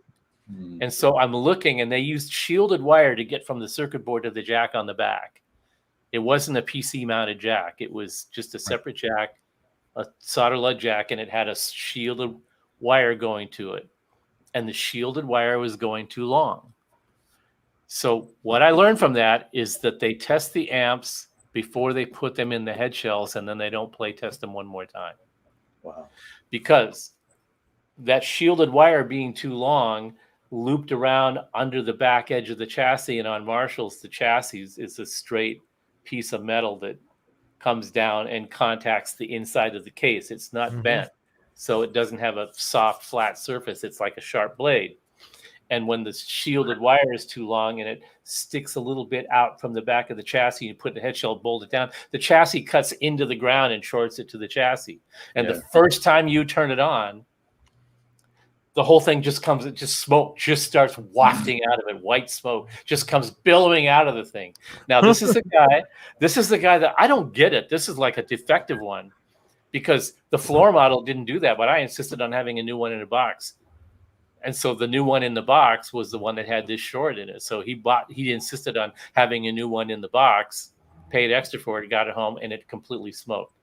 And then I contacted Marshall and said, you better shorten the lead on this. And I said, I'm not even going to attempt to fix it. Don't even try to pay me. I know you're not going to pay me enough, because this is a wash. I mean, this is total. This amp is total. Wow. I don't know how many they ended up rejecting over that, but that was like, ever since then, when we started making heads, I make sure that our whole training process is as much of a pain in the butt as it is. We do another quick little play test after it goes into the head shell, because you never know. There's always going to be something. Yeah, that makes sense. I remember, when I was a kid, I don't do what you guys do, but within my family, I was the electronics repair guy, because I wanted to take things apart too. And I can't tell you how many times, like, the thing that fixed, like, whether it was a little tape recorder or the VCR or whatever was, I would just take it apart and I would look at it. I can't tell what's broken. Well, I'll just put it back together again. And then it worked. So, like, something about, like, you put it all together. It was, like, the toy soldier. What's it? The toy soldier? Yeah, exactly. The toy soldier. You banged it out. I had to let him go. Got him out. Yeah. It's a toy soldier demon you let out. I remember fixing a Walkman that way. It wasn't a toy soldier. I couldn't figure it out, but just open it up, take the back off, put it back on, screw it together again, and then it worked again. I was always taking everything apart. So I mean, that's how I learned to do everything from the time I was a kid. And I just had a knack for looking at something going, okay, I know how, I can, okay, I'll put it back together. It was funny. I was a young kid, and I remember we got a wheelbarrow, right? I had to put it. Were you ever an old kid? Yeah. Well, I'm sorry. I was very young. Actually, I was kind of an old kid. That's a different story. But maybe you still. Yeah, exactly. Now I'm just an old kid. Yeah, exactly. I remember my dad sitting there. My dad was a surgeon, right? And he's sitting there Oh, is that where that comes from? Okay. Wow. And now we're getting somewhere. And my dad's sitting there looking at the instructions to put the wheelbarrow together. And for the life of him, mechanically, he can't figure it out. Meanwhile, I'm a small child, and I'm just like, well, you do this. And I start putting it together. Wow. Because I visualized how it works. Mm-hmm. And the wheelbarrow, when it was done, in my head, and I'm just like, well, this part goes here and this goes here. And and maybe I looked at the directions for a second and I'm like, oh, yeah. It goes like this. Boom, boom, boom. Yeah. And he's looking at me going, how do you do that? And he's a surgeon. He's a specialist. He's a specialist in relationship with mechanical things. You just look at them and they tell you they tell you all about they reveal themselves. You just look at them and you go, they reveal themselves. Yeah. And that's how I always. But guys, there's something in here though, which is when you have that sort of that nervous system bent for something, it's easy to look at things that may become easy to you as like it's not a big deal, right? And you think, well, that should be obvious, but it's actually one of your particular gifts. And it's hard sometimes to go, wait a minute, not everybody gets this as intuitively as maybe I do. I couldn't have gone to medical school. What's that? I couldn't have gone to medical school. Yeah, right. I was just like, no, I couldn't be a no way in hell. Yeah. That wasn't my calling, so. And so, it's like you could look at the wheelbarrow instructions and go, oh yeah, piece of cake, put this thing together. But medical school books, it's going to be that code that you can't crack. It's just yeah. Well, it was like trying to learn when I was a kid, going to some sort of language class, be it Spanish or be it something or French or something. I could not learn another language to save my life when I was a kid. I'm not so sure I can I could do it now either. Yeah. But I could not. I took years of languages and still don't know any of it. I don't even know how I passed the classes. It's mind-boggling when I look back on it. Like, I don't even remember these classes. Yeah, I can relate. And somehow I passed, but I just never had a knack for learning a language. I just couldn't. I can't do it. And then we all know the people who it's just like eating it up. Like, wow, you're on your. My wife can learn pick up languages quick, like Isn't that fast, interesting? and I don't know. Yeah, it's not for me. And she's probably looking at the rest of us who can't do that, and like, well, maybe this is that. Just think of it. It's not easy for me. Yeah. Well, maybe because she was, she was originally born in Russia, so she moved here when she was 7. So then she had to learn a new language then. But she's got a little bit of Japanese, some Spanish, some. She's a quick study. Yeah, this is kind of funny. It's almost like the flip side of what I was just saying, though. For me, I've learned that. Well, it's not that much of a stretch when I see somebody who's learned to be excellent in one area, and then you talk to them a couple years later, and it's like they've added another skill and they're really, really good at it, right? Versus people who never learn to develop anything on a high level. It's like that is a skill in and of itself, is learning how to acquire new skills.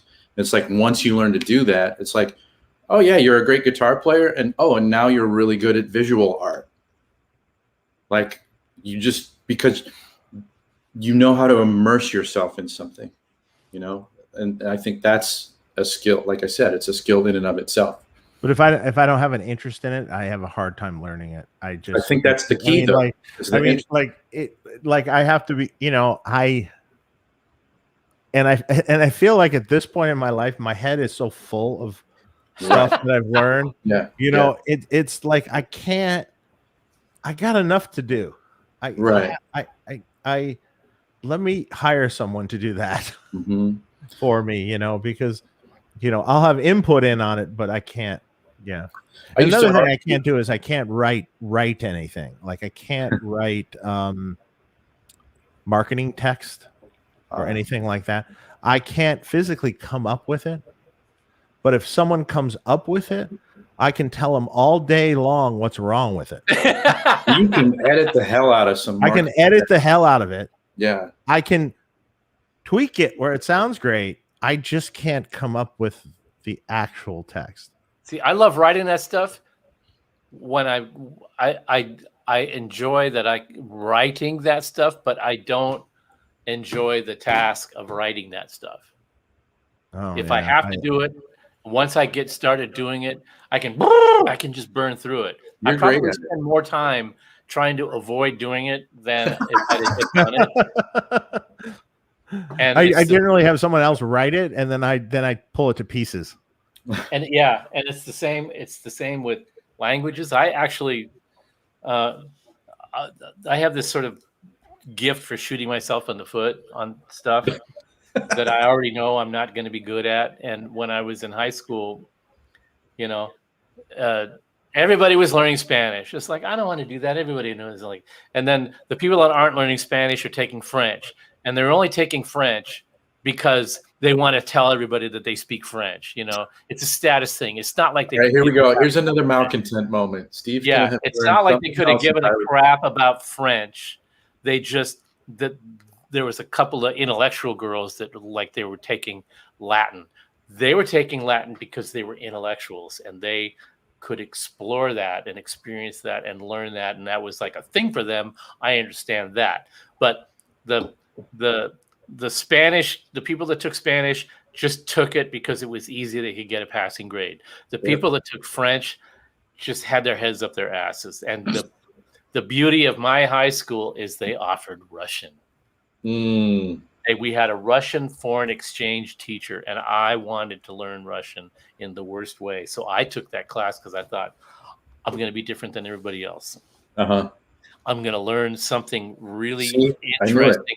And I thought it was with all the stuff that was going on in the world at the time that I couldn't think of a better language that you'd probably want to learn than that. That makes sense. Yeah. And it's like learning Mandarin now. Yeah. But I could not. I started okay.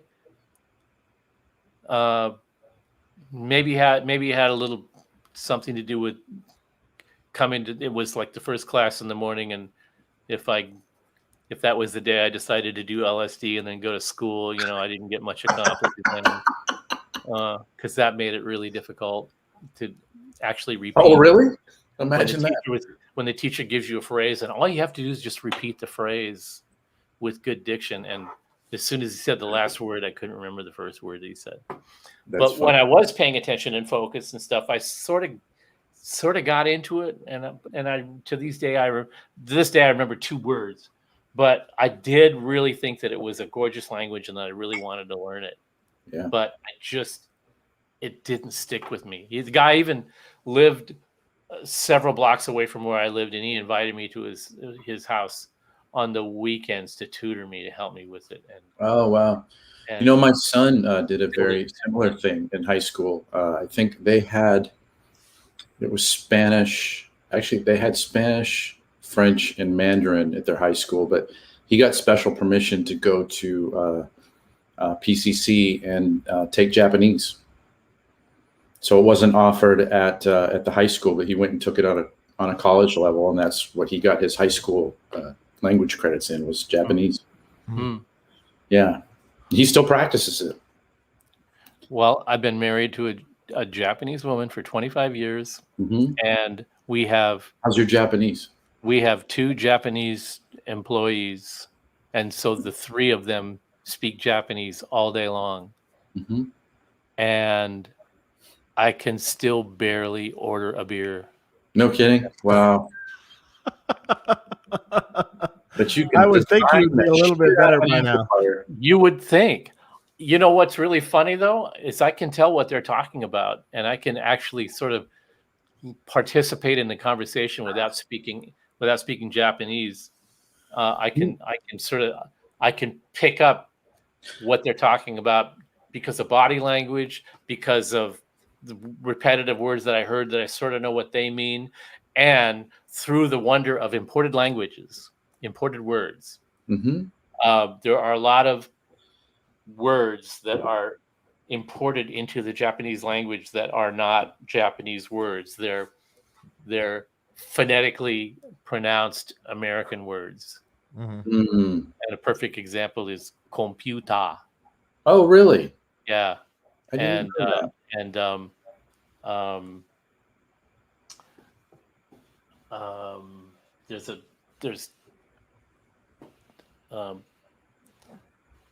There's just a few words that a lot of words actually that I know what they're talking about because they use these phonetic words. Yeah, but I think recognition happens before you can actually kind of create it on your own. When I've spent, like a week in Central America, or, if I spent a week in France or something, I'll notice by the time I'm leaving, I get on this has happened, I'm sitting on the airplane getting ready to take off, and I'm hearing the announcements in the language in the country that I'm in, and I'm actually following along. Mm-hmm. Could I converse at all? Hell no. Like I could probably have 10 words total that I could say, but I'm really starting to track the conversation a little bit. So I think the recognition kind of comes first. Right. Yeah, that's one of those things I kind of ditched. I used to think I wanted to, pile up on some languages, but, no longer. It's not going to happen. The time in the week for it. Yeah. I used to do the Pimsleur stuff. It's language learning. I work 6 days a week. I have Sunday off, and I'm still answering emails on Sunday. I used to argue with my grandfather. I'll answer emails on Father's Day tomorrow. Watch. Of course you will. Well, I know they're talking about me when I either hear Steve-san, and then when they know that I'm talking about them, they stop using my name Steve in Japanese, and they use boss. They don't say boss, they say sacho. Oh. So when I hear the word sacho 3 or 4 times and some giggling, I know they're laughing about me about some stupid thing that I did. Oh man. Yeah, so then I start paying attention and listening to, the sort of what are they talking about?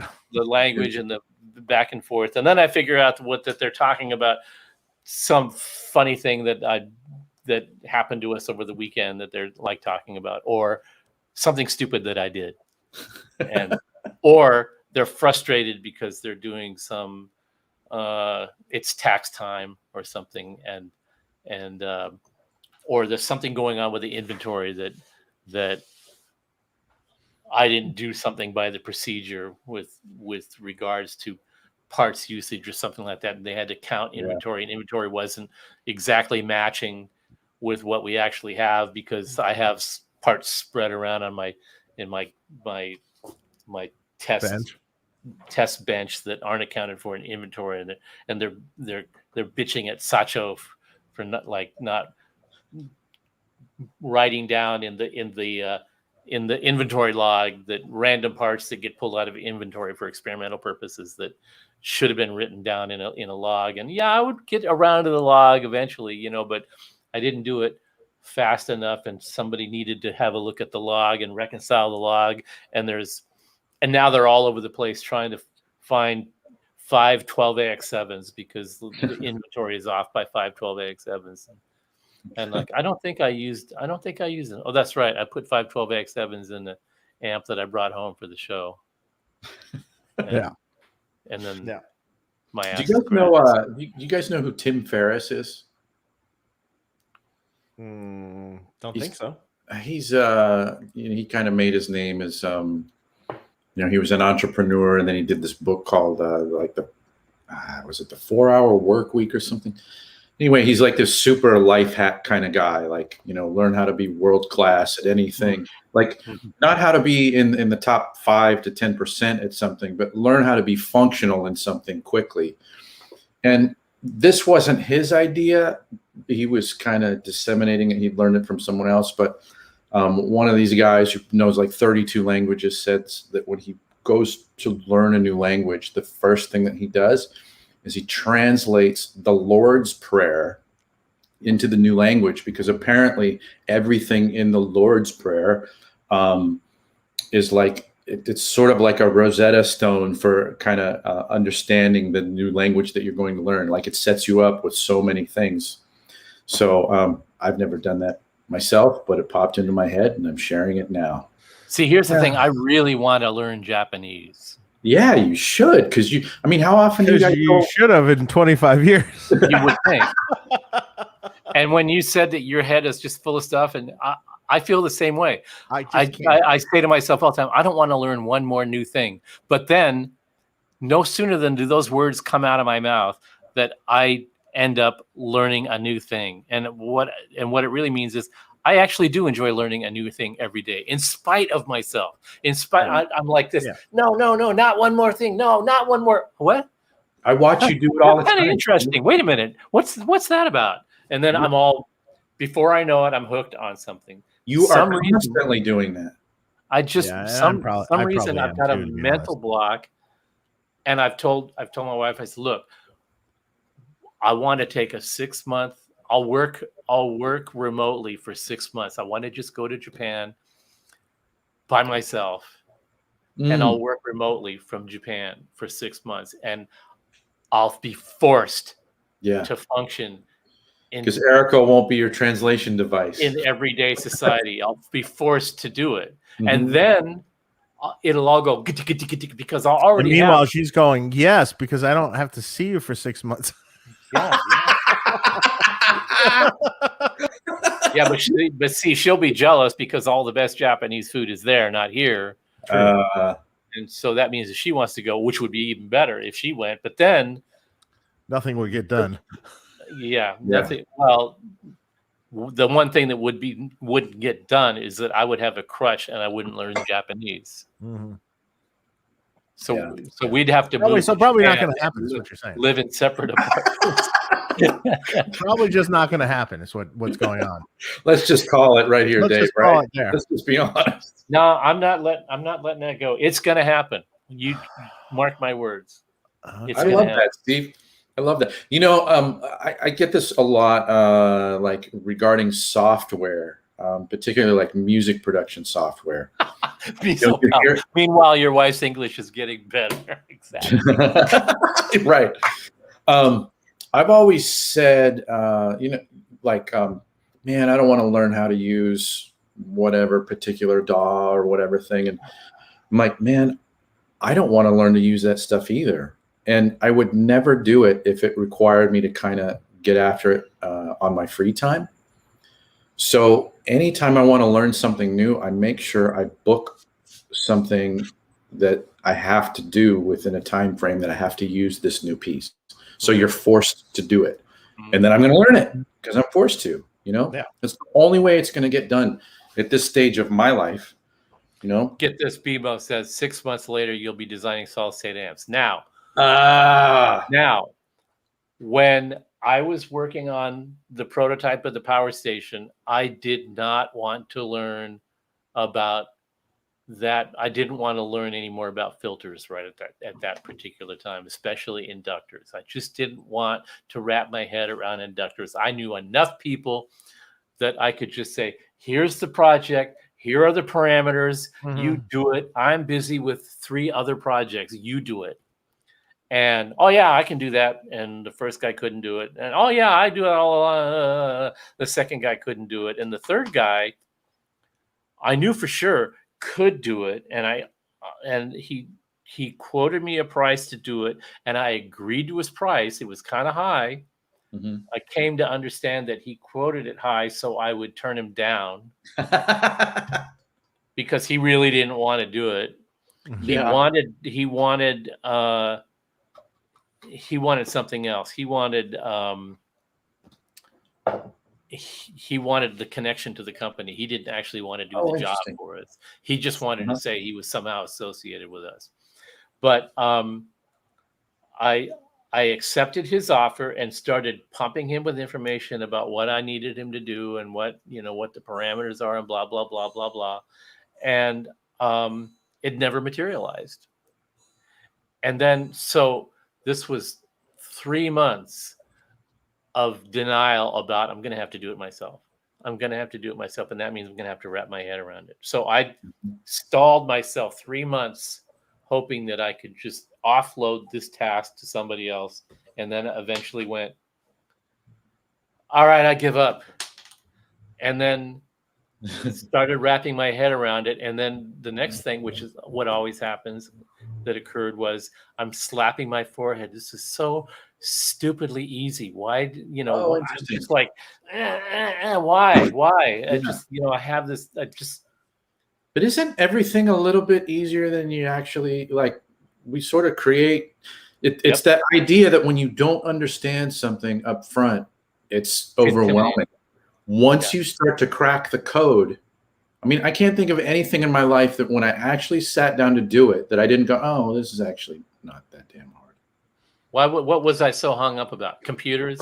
It took me the longest time learning CAD, PCB design on CAD. I just thought, oh, this is way over my head. No, it's child's play. Once, Kobe Bryant, there's this funny thing where, Kobe Bryant, he's a basketball player, or was. But there's this thing where he was playing Moonlight Sonata. And he decided that he was going to learn it for an anniversary for his wife. He was going to play Moonlight Sonata. He'd never played piano, anything in his entire life. And here's the funny thing. Is they said, how'd you learn it? Like, did you take lessons? He's like, no, I sat down and I learned it by ear. And like, what the, what? And he said, here's the thing. There really isn't anything in the world that if you just sit down and decide, I'm not going to get up from here until I figure it out, that you can't do. Like, I'm just not getting up until I figure it out. Yeah, you have to make that. That's Dave, you're talking about that. That's the commitment. You have to make that. I'm going to do this now. Yeah. You have to make the commitment. Yeah, you have to want it. Yes. You have to just go. There has to be 100. Dave, like you said earlier, like you have to have. So if you're going to want it, you have to have the interest in it. Yeah. Right. Yeah. So like your father probably really didn't care. He didn't have an interest. He could have figured out that wheelbarrow. No, he didn't have the interest in the wheelbarrow. No. Yeah. But at that moment, my dad had an interest in learning how to play guitar. Oh, really? And flamenco specifically. No kidding. And he wanted it. He hungered for it. And he practiced and practiced and practiced. At the time, he didn't just seem to have an aptitude for it. Mm-hmm. Or I don't know what. Because he was a good salesman, and he could figure out how to take an engine apart and put it back together. He had all these innate skills. He should have been able to pick up a guitar and suss it all out. Yeah. And later in life, he actually learned how to do artistic welding with wrought iron. No kidding. Wow. Phenomenal. My mom liked peacocks, and he made this phenomenal wrought iron peacock gate. Does she still have it? House. Yeah, she still has it. Oh man, that's awesome. And when she sold the house when she sold their house after he passed away, she took those off and kept them to this day. Awesome. I'm so glad she did. But after later on, he learned that. He learned sculpture, and he made a sculpture of an artist that he was really interested in, named Buffano, and he made a bust of Buffano that is phenomenal. I have it to this day. He did it in clay. He passed away before he finished it, but it was in clay and has his fingerprints all over it. And then my mom had it. She had a friend who did bronze casting, and she had it cast in bronze. So I've got my brother has one, and I have one, and my mom has one, and she has the original clay one. And Wow. so we have this unfinished Buffano bust with his fingerprints all over it. That's and incredible. he had all these skills, but at that time he couldn't grok the guitar. And at that time I was playing drums and I was transitioning into guitar, and I was just faking my way through it, just feeling my way through it, learning it all by ear. And one day my dad says, "Show me a few things." And I'm like, "I show you what?" He goes, "Well, obviously it's really easy for you. Just show me what you do. Show me a few things, because I'm kind of having trouble with this." And I'm like, "I don't know what to show you." He's like, "Come on, you like play chords and stuff, and you're like playing all the notes, and you obviously you know what you're doing." I said, "Dad, I have no idea what I'm doing.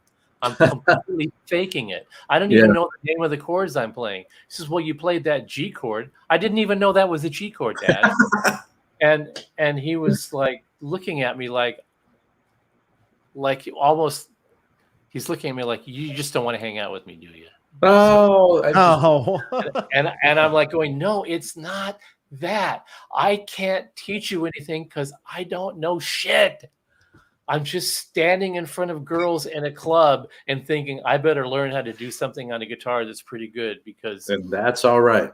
Because that's all it's going to be about for a while, until I learn half about what I'm doing. Right now, all I'm doing is I'm trying to figure out if I should wear the guitar high or low. And it seems like I get more attention when I play it lower, but it seems to be harder to play when I play it lower. So maybe I should play it higher, but no, it looks better lower. That's the amount of what I knew about how to play guitar.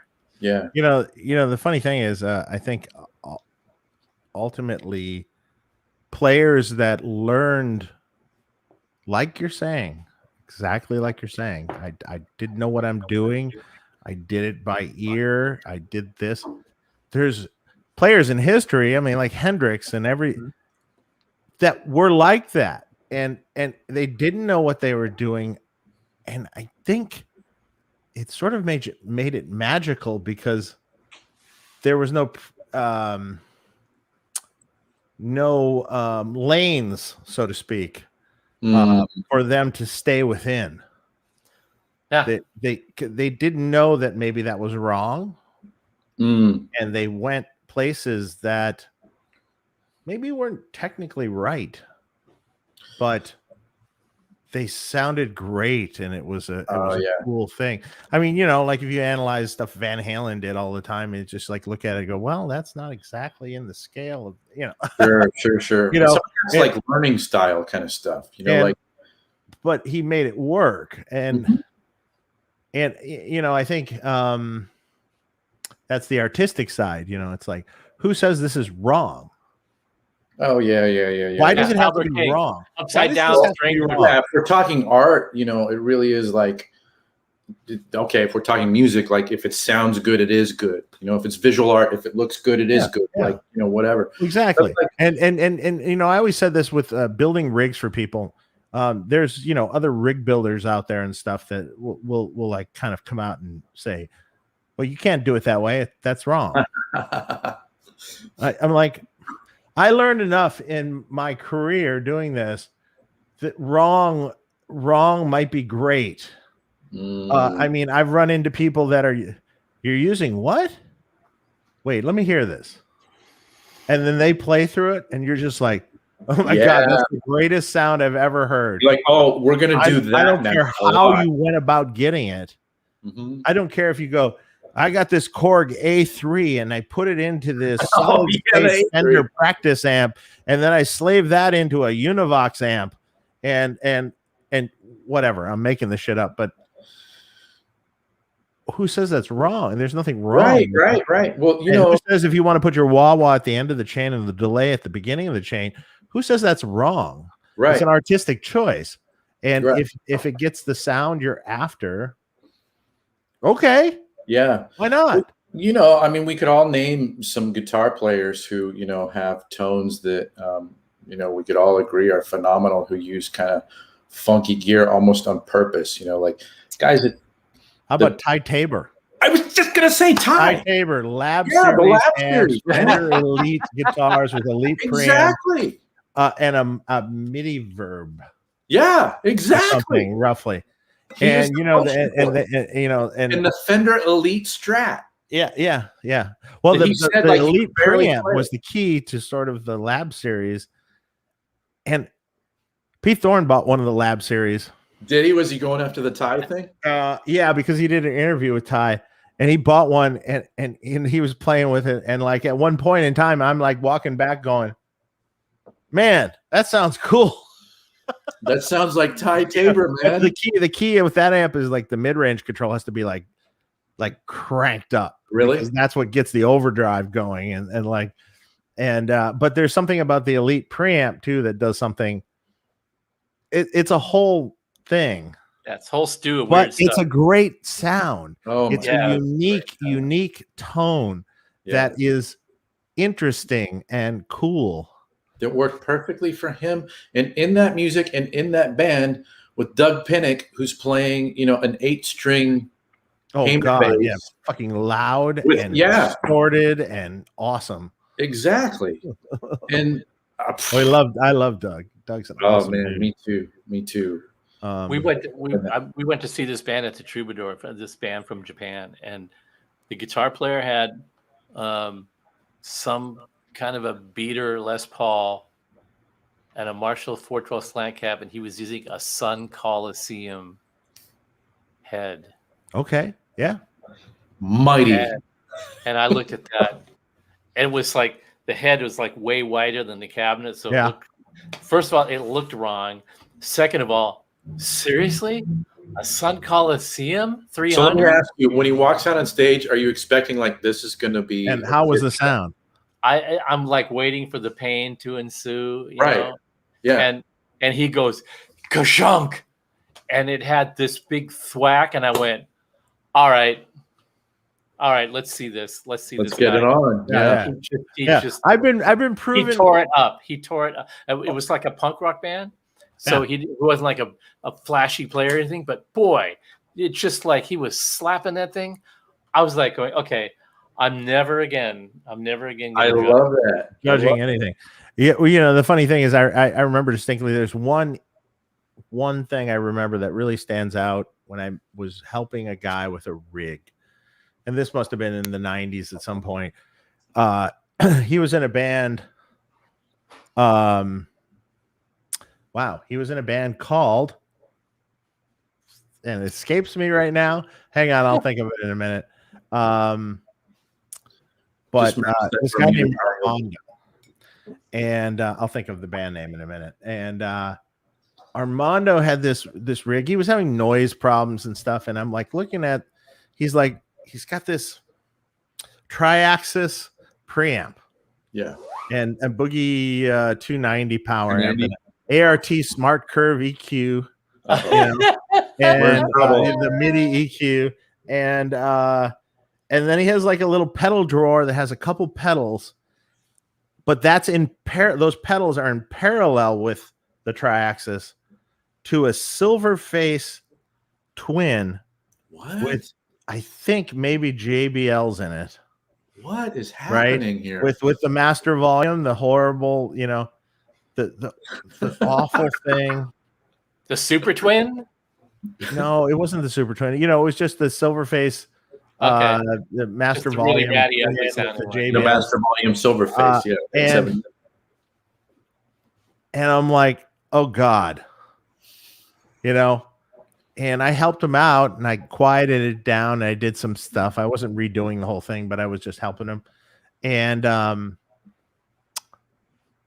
man, I have to say, when you turned it on and you had this tri-axis going into a 4x12 with this Silverface twin, this raspy, fucking gnarly. It was more of a punk band. So this gnarly Silverface twin with this tri-axis going on, neither of which I like. Together, it was a fucking awesome sound. Yeah, they made up for that. I mean, it was the band 1,000 Mona Lisas. Oh, they're a signed band in their early 90s. A really good record. Pretty awesome band. In fact, I've reconnected with him on Facebook recently. Oh, nice. Cool. And because I wondered what happened to him ever, because I remember he was a really cool dude. Yeah. And And playing linear amps now. He's actually a nurse now. Oh wow! But Cool. he So he's actually helping is like people. a private nurse. Awesome. And I think he still plays, but he still plays for fun. And yeah. But he had a great band. They were on a major label. It was a signed, act. Mm-hmm. And but I never forget that. I'm like, that proved to me. I'm like going, anything can work. Yeah, it depends on the touch of the player, what the context is, and how they're.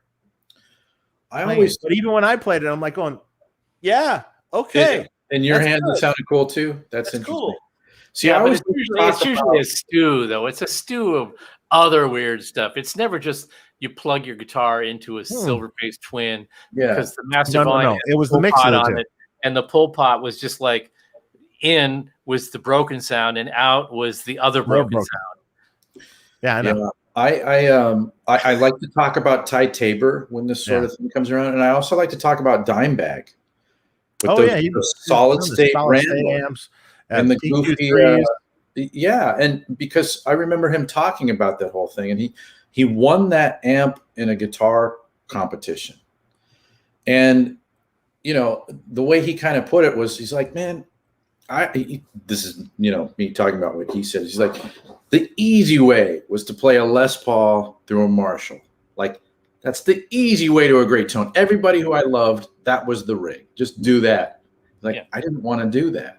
So I won this amp in this competition. I think he won that guitar, the one with the lightning graphic and everything. Right. I think he won that in a competition too. He's like, I'm going to make this work and it's going to become my thing. And hell yeah. I mean, that tone isn't going to work in a lot of different contexts, but that is the Pantera sound. Sure. Well, it was his attitude too. I mean, he sold that. It's also, your hands and what's upstairs. What are you trying to accomplish? What's that sound in your head? Because I think we would probably all admit, like, I make pretty much every amp I play through sound the same. Same here. Everybody talks about, well, high watt, it's clean, and I never thought of it that way. I thought it's dirty. I thought of it as I have a sound in my head and I want it to sound a certain way, and I didn't know anything. I was a drummer. I didn't know anything about amp sounds and how they worked when I started playing. The only thing I knew was that the high watt looked cooler than the Marshall to me.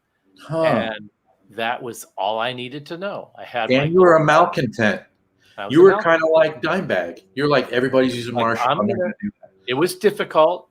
I fought it, but I was going to make this work. And what I ended up doing was, sounding like the average guitar player that played straight into the amp and just got to, I wasn't playing metal, so I didn't need any overdrive really. I just needed the amp just to get up to the point where blah, blah, blah would happen, just like what would happen with a Marshall. And with the Les Paul, it was pretty easy because it was a Les Paul sound. And when that's what you were playing first? Yeah, and when you're playing in a cover band and you're playing songs that are wrapped around a Les Paul, it's kind of hard to not sound that way unless you just are bad, right? Unless you're a terrible player.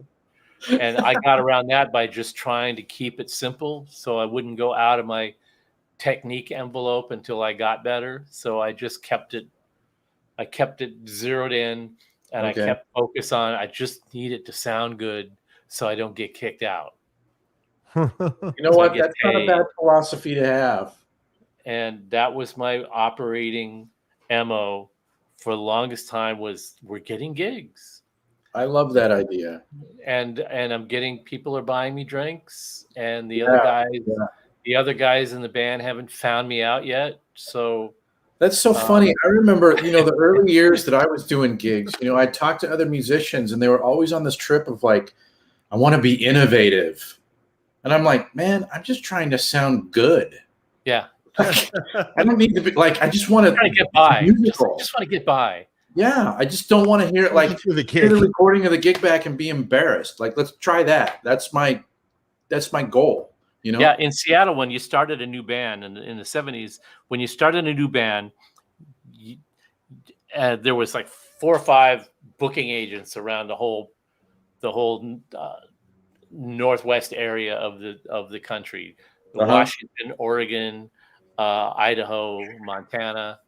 It was just like a whole corner of the country where there was lots and lots of bars to play.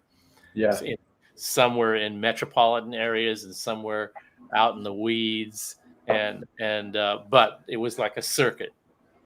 But you didn't get booked on the circuit until you had a solid set list, until you sort of had a solid thing. How did you get a solid thing?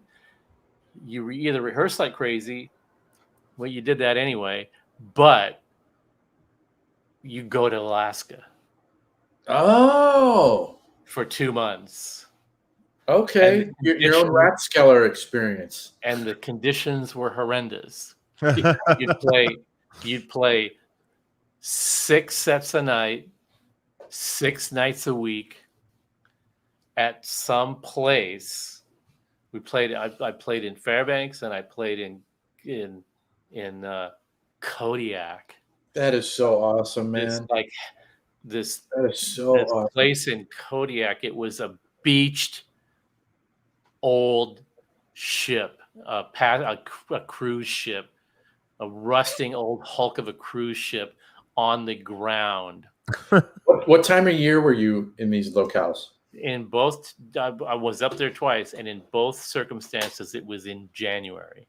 That's the most badass thing. Yeah, 30 degrees below outside, 4 feet of snow, 5 feet of snow. And did you lug your high watts up there? I was a drummer. Oh, you were still a drummer up there. Okay. Yeah, and so you would go up there and you would work the same bar for 2 months. Oh man! And if you doesn't happen anymore. If you didn't go, you didn't go there really to get your chops together. You went there to find out if you could tolerate being in a band with those other people. Because if you went to and played the Steakhouse, we call it the Snake House, but it was called the Steakhouse in Fairbanks, Alaska. If you could go in the Snake House and play there for 2 months, 6 nights a week, 6 sets a night, you came back more honed as a musician, sure, reliable to the booking agent that you guys could actually play together and stay together as a band, a raging alcoholic, and just like 2 steps short of insane. You got back to Seattle just in time before. You were ready to be a rock and roll musician, is what? Yeah, yeah. And then so you'd come back with all that, and then they'd unleash you on the whole Northwest. That was your boot camp. Yeah, that's awesome. Where cool. it was that doesn't happen these days. 50% gigs, and it was you just played all these gigs, but it wasn't really even about playing the gigs. It was about Tyler. It was about the social aspect of being in a band. You know, they wanted you, they wanted to like you, and they wanted to be nice to you, and they wanted you to be nice back to them, and that meant that they wanted you to party with them. Yeah, you had to show that you had hang chops. If they trusted you, and if they liked you and could hang with you, and you party with them, then they would embrace you, and they would be huge fans. And if you didn't do that, they didn't like you. And you would not get hired back at that place. And in order to get over with that, you had to do things like when in Alaska, they had this quaint little tradition called 6-packing, where they'd say, "What do you drink?" And I like tequila. And then the waitress a few minutes later would come over with a tray with 6 shots of tequila. Not only was that a nice gesture, but it was an insult if you didn't drink them all. You had to drink all 6 shots right there while the waitress is holding the tray. Oh, okay. What's this? Wow. I only ordered 1. Is that for the whole band? No, this is for you. And like, okay, just put those down there. And wait, can I reconsider? She's like, no. That's not the way it works. And like, oh, that's how it works? Okay. Shing, shing, shing, shing. And 3rd time, oh, hey, check out the drummer. Did you see how he held up that 6-pack? Yeah, let's send him another one. third set, right? Wow. Third set, serious alcohol poisoning is set in, and you still got 3 sets to go, right? Oh. And after the first month of this, after the first 4 weeks, we stayed in after the first a mobile home in the back of the club, a 5-bedroom mobile home. So not only you're just in everybody's face, in everybody's pocket the entire time, but if you ingratiated yourself with the gang, the locals, they would take care of all of your needs. They brought over there was a guy that worked at the meatpacking plant. He brought over steaks and sausages. Right. There was a guy that worked at the airport. If you needed parts or sticks or heads shipped over from Seattle, he worked at American Airlines. He would just I'd have my mom send some stuff, and then he would come down to the club that night after he got off work with my heads and my sticks. And we were just taken care of. Some guy brought us a car, another guy brought us a stereo, and it was just like that all the time. And so after the first month, the second half of the set, we're coming back from the mobile home after a nap from the first 3 sets, in slippers and pajamas, hammered. It didn't matter anymore. We could have just peed all over our gear for a set, and it would have been entertainment, Yeah. And people would come out because the patrons are in the same shape that you are. Yeah, and they would, and then on weekends, the real freaks would come out from the woods. Real freaks. Oh God. Yeah, I mean, the stage was about this high, and we had this female singer. So when she's on the stage, she's like 6 feet tall. She's 5 feet tall, so she's on the stage. So she's 6 feet tall. Yeah. So wait a minute. You got a female. This guy comes up. He's got a plaid hat with the earmuffs on it, and a plaid coat, and boots, and filthy jeans. And he comes up, and he's got his drink, and he's 6 feet tall. He's standing right in front of her for the whole set, looking right in her face. While she's singing song after song after song. And I'm the drummer, right? And I just see the back of her head, and every once in a while she's going.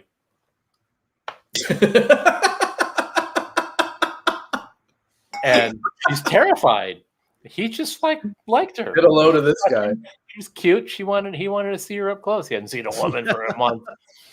And he 6-packs her. He 6-packs the whole band, and then we 6-pack him. Yeah. And after a while, everybody's crawling on their hands and knees in this place. That was the environment that Pacific Northwest bands sort of cranked out. So basically, what you're saying is it took a few years off of your life, maybe. Oh yeah. That's funny. I remember playing in where was it? It was Lake Worth, Florida. There's this place. I think it's still open. Really cool room called the Bamboo Room.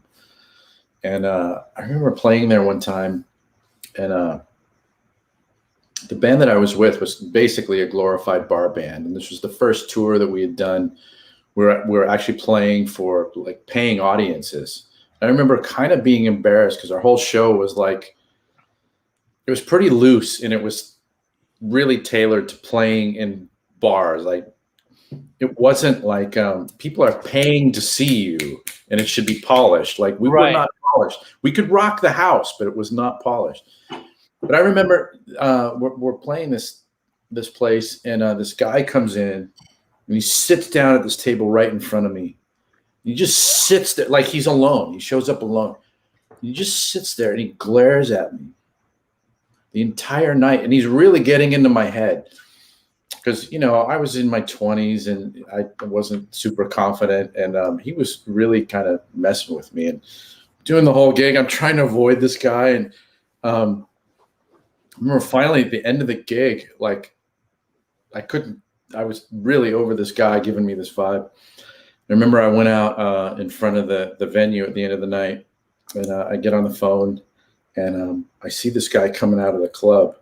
And I remember thinking, This guy walks up to me. Because actually the night before I'd played in Key West, and there was this guy who had came up to the entire band, and he said, "The only person in your band who's worth a damn is the drummer." And by the way, I worked for the Rolling Stones, and just kind of like shit on everybody in the band, and I'm like, feeling kind of worthless. So I felt kind of beat down, and so this is the second night in a row I have kind of an asshole in front of me. It was so funny because I'm on the phone and I see him come out of the club, and I'm like, if he says one word to me, like, I am not in the mood to hear him. Like, he looked like he was going to tell me like I sucked or something. And he walks up and he waits for me to get off the phone. And I'm like, oh, what is he going to say to me? Because he's been glaring at me the whole night. I get off my phone call and he says, I just want to tell you, I have it was like season passes or something. Like, I'm a member of this club. And like a lot of national acts came through this place. And he says, I come here to every show. And I just want to tell you that out of all of the guitar players I've ever seen here, you made it look effortless. You are amazing. And I love watching you play. I was ready to deck this guy because he just sat there all night like, you suck. And he comes up and gives me the most kind compliment. And I was ready to kind of, do the fisticuffs or something, I'm like, don't say anything to me. And yeah, that was an interesting moment. Yeah, well, I can understand that. You sicken me. I'm just gonna let it out. You make it look so easy. It's sickening. Makes me want to. I remember one time you came to one of my gigs and you were laughing because I had chowdered some things, and you said, "Yeah, it's funny because like when it's time to play the super difficult stuff, like you play it like you just fell out of bed and it's the easiest thing in the world, and then like you completely shit the bed on like some the simplest stupid thing. Yeah, you totally blow it." Yeah, and that made me laugh. One gig, there was just like one of the worst gigs I played that entire year. I remember that gig. I'm cracking up. And I also remember I was using a fuzz on a couple tunes, and you told me that it sounded like it was gargling with, what did you say? Oh man, I'm not going to remember what you said, which sucks because I always remember. Well, if I use the phrase gargling with something, it was gargling. It was probably because I always remember that reference to the Dirty Harry movies, where the pimp killed one of his girls by forcing a Drano down her throat, and I probably that's what it was. It was gargling with Drano. Gargling with Drano. That's what you told me my tone sounded like. When I used that fuzz, yeah. Oh, gargling with Drano. That's an affectionate term. It was. That was the most disturbing scene I'd ever seen in a movie. That scene. Well, yeah. Oh man. I was thinking the Magnum Force. Thank you, PJ. Yeah, that was a brutal movie. The reason I thought that you had made the amp with just the one knob amp or something like that is because you had I had talked about it. You did an amp with no labels on it or no names on the controls. Oh yeah, I did. Did you? Was it Naked Amps? Yeah, well, the very original Naked Amps that I made had no labels on the controls. That is so cool. See, I appreciated that because that was the ultimate like. I mean, the very first, like the very hand done everything, like drilled the chassis by hand kind of bullshit. Yeah, no labels. That's too cool, man. See, that's why I thought. But I included a piece of paper with the amp when you bought it to know what the controls are. Was it a hand professional? Here's what I don't page torn out of a phone book. Or here's what I don't understand. Yeah, it could be. Here's what I don't understand. It's like once you know an amp, I don't read the control panels. Right. I know right where everything is. Yeah. For me, I mean, I don't. Well, I think that's kind of a cool thing. Like, I mean, like I don't even there could be nothing on the panel. I could still go to right knob, and and then I get these. So I made combos, right? So that were the same as the head. So these were rear mounted combos, like an old Marshall combo, right? Or Vox or whatever. But we use the same chassis. I don't do the panel change where it's reverse printing. I just do it the old school way, which is put it upside down backwards in a box. Yeah, upside down backwards in a box. And there's people that will complain about this. I don't understand why he did it. And I'm like going, I'll show you why I did it. And then I show him like 50 combos from the past that were done the exact same way. And I'm like going, I don't know. That's what I grew up with. And it didn't seem weird to me. I can read it upside down. It's not like it's the volume. I mean, is it that hard? See, my response to somebody that said that to me, I would say that they can't see the controls. I would say something snarky like, show me how you set up your individual park hand so that you can make sure that you can see your knobs on stage from every angle. See, I always look at it like this is a box or a tool, and I'm going to figure out how to use it for my own purpose. Like, I don't complain about, like, it either works for me or it doesn't. I'm not looking to it to make my life easier. All right. Right. The sound. Well, I just find what I've found is so I've been doing this as a career basically since 1988 or something. Yeah. That's awesome. Stevie knows I probably met him in 89 or 90 or something. That's too cool, guys. I've been learning and honing, and of course, when I started, I was just a kid, and you just keep learning. But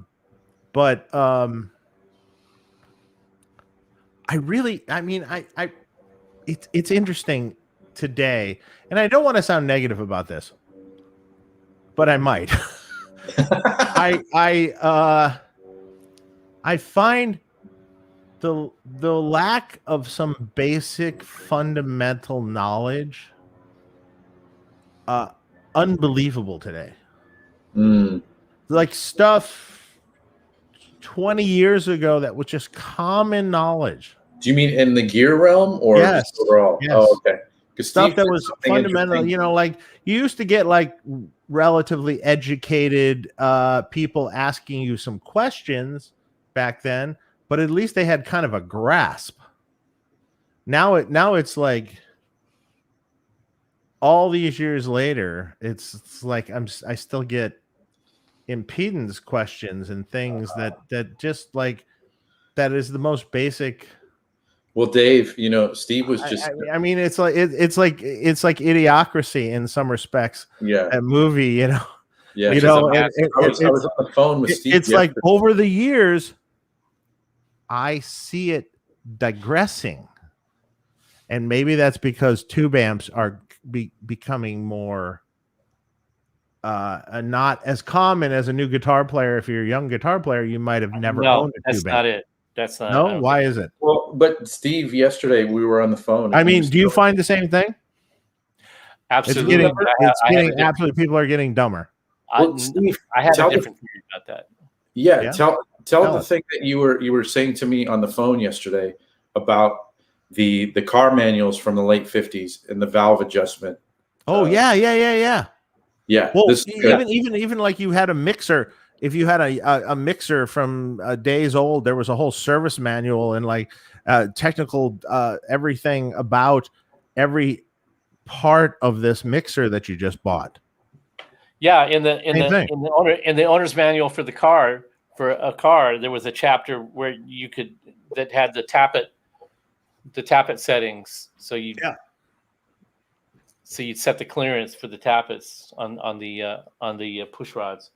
And so what you had to have the tool to do that setting, which was a thing that looked like a Swiss Army knife, and it had a bunch of little thin pieces of metal, and one was 14 thousandths of an inch thick, and one was 16 thousandths of an inch thick, and one was 18 thousandths of an inch thick. And you set it so that when the engine was running, you could slide that 14 thousandths of an inch thick piece of metal in between the tappet and the it's like a gapper almost, and the valve stem, and set the gap. Right. That was in the owner's manual. And in a new car's owner's manual, there's a warning not to drink battery acid. Yeah, exactly. Saying, yeah, and in which direction you needed to sit in the car to face forward. But I think, but my theory on that is that it's not that. My theory is simply this: there is so much. There are so many metric tons of misinformation out there that it's harder and harder to weed through it to get down to the real basic information, because it's been reinterpreted badly so many times. That we get tech support questions like this. Can I put the product that you just designed to fit in one rack space with other products that are designed to fit in rack systems? Did you design that one rack space amp to fit in a rack space? Or should it really be sitting in a rack in 3 spaces so that there's a space on the top and a space on the bottom? Don't I need to have extra spaces for the thing that you designed to be put in one space?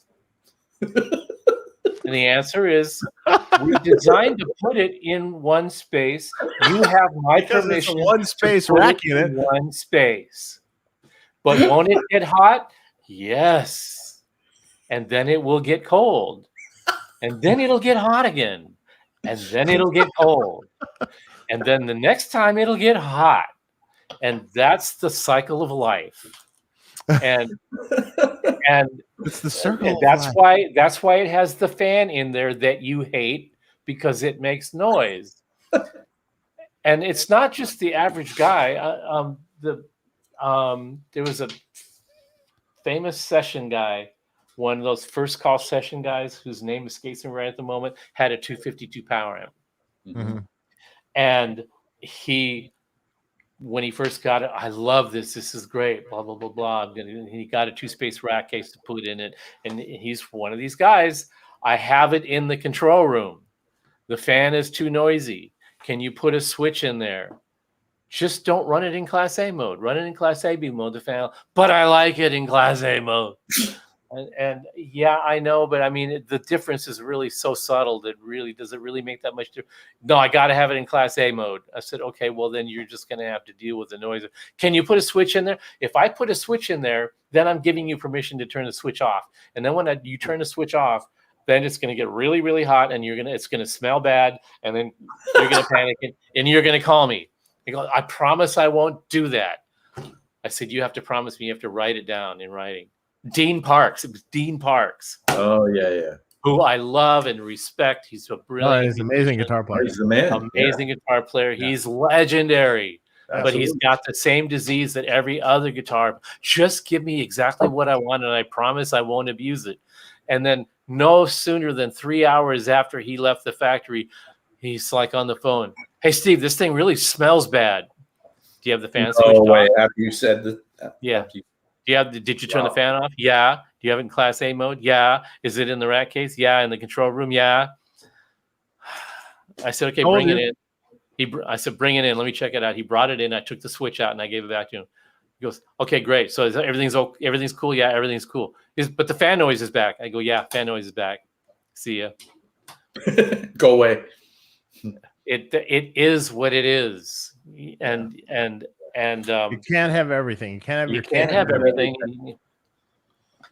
Remember the old Deep Purple? Was it Richie Blackmore's quote? Whose quote was it? Deep Purple in the studio. Turn everything up louder than everything else. Well, yeah. On that note, so now you get all the reactive load users, where they call you and complaining. I go, I'm using your amp into blah, blah, blah, reactive load, whatever. Mm-hmm. And, I'm sitting here in the studio and I'm hearing this sound, this like buzzing kind of sound. I love that. This buzzing sound. I go, yeah, it's really loud. I'm like, okay, yeah, that's your output transformer tubes reacting. That's normal.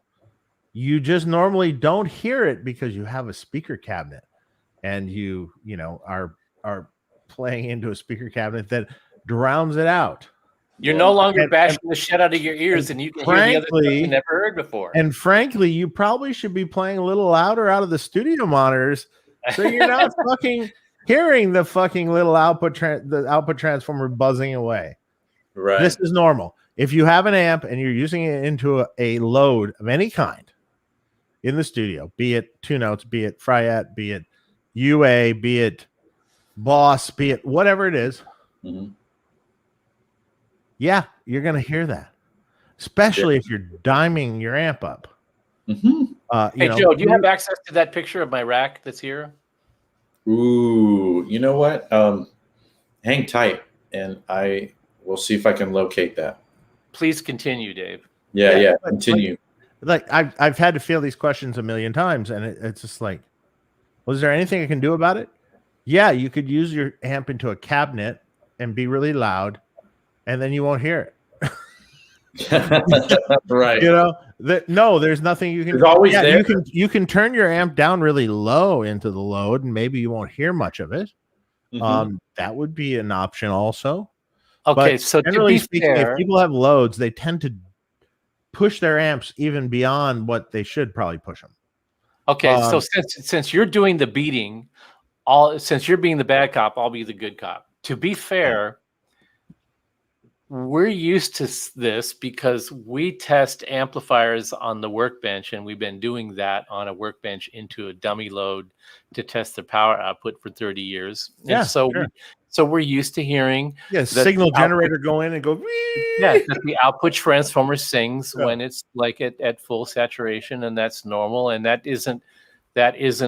that's not normal knowledge for the average person. The problem is with all of the forums and all of the knowledge base that's out there and all the people that discuss it, how do the forums get more and more convoluted and full of misinformation and bad information and regurgitated information that, I mean, do you know how many threads there are on the power station on the gear page now? Hundreds. Really? And the very first thread on the power station in the gear page is still like one of the top 5, I think last time I looked, one of the top 5 threads on the amp and cab section of the gear page ever. 5 or 6. It's definitely in the top 10 for views and replies. Wow. That every single aspect of that thing has been picked over with toothpicks for 5 years, and there's still 100 other threads that all ask the same questions because nobody wants to search, nobody wants to look. Nobody understands that there is actually valid information out there, but somebody else posts something new that they hadn't heard. Well, I've got the PS2A and it does this, but I don't think the PS1 did that. Well, yeah, the PS1 did do that. The only thing that's different between the PS2A is it's got like 2 new features on it that the one didn't have. But for the most part, they are in every other respect identical. But there's no clear path for 2 things: for that information to get passed along in a useful, resourceful way, and secondly, that product has reached so many more people than we have ever reached that there's exponentially more people asking those same questions, and it's just physically impossible to answer them all. Right. Steve, I have that rack picture if you want to look at it. Want me to pop it up? Yeah. So after all these people and bitching about all the people that ask if our one rack space amp is okay to put in one rack space with something on top of it and something on the bottom of it with no space.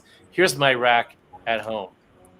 This is my man cave where we're broadcasting from right now. This is my setup that I use for controlling the speakers, for demoing the synergy and switching. I used it last week for switching between the cabinets for that cabinet thing that we did.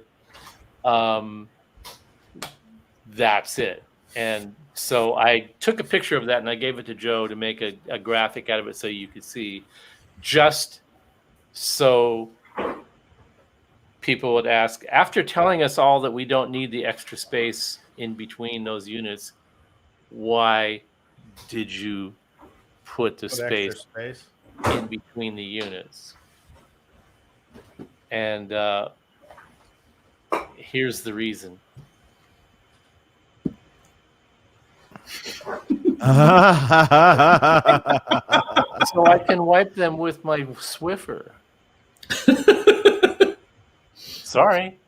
That's as deep as it goes, folks. I just wanted to be able to get my Swiffer in there to dust them off because I'm so OCD about dust. They're not going to burn up. Nope. No, that'd be fine. I just wanted in general, someone brought me an amp that he bought from a client of mine, and he sold it to another client of mine, and he it got wrecked in shipping, destroyed. Head box broken in two, and this and that. So he brings me the amp. Can you just check the amp out and make sure it's cool? Like, okay, but I'm pretty sure it's fine. But yeah, sure. And I check it out. Everything's perfectly fine. Yeah. Head box is broken, but everything's fine.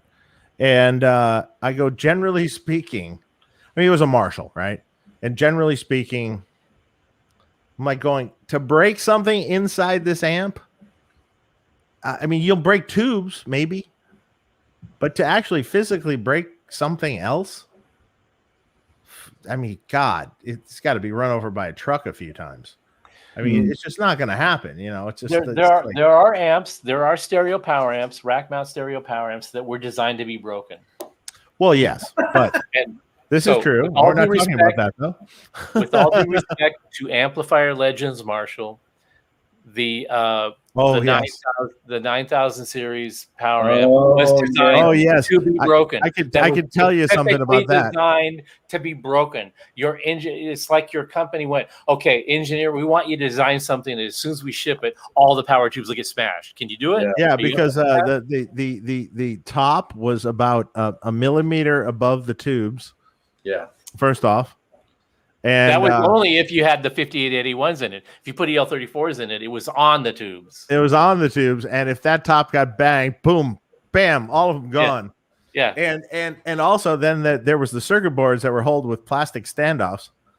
I didn't know that. Inside. You didn't know that? No, I didn't know that. Yes, they're How does that happen, plastic standoffs in the inside. And after a while, with a lot of abuse, they were not exactly they're fucked up. I mean, how does that ever pass through? They tried to do 3 spaces with those amps, right? Man, 3 space amp? Yeah. Wow. And it's just like there's only so much height for the tube. Just make it 4 spaces. Come on. Yeah. Well, I've had so many questions about, tubes don't work as well horizontally mounted and like. Okay. I don't know about that. Are we that? Is that true? Here's the thing. Okay. Here's the thing.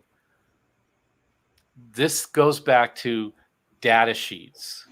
Real engineering people who design real products use real engineering data to answer their engineering questions. And what is a data sheet?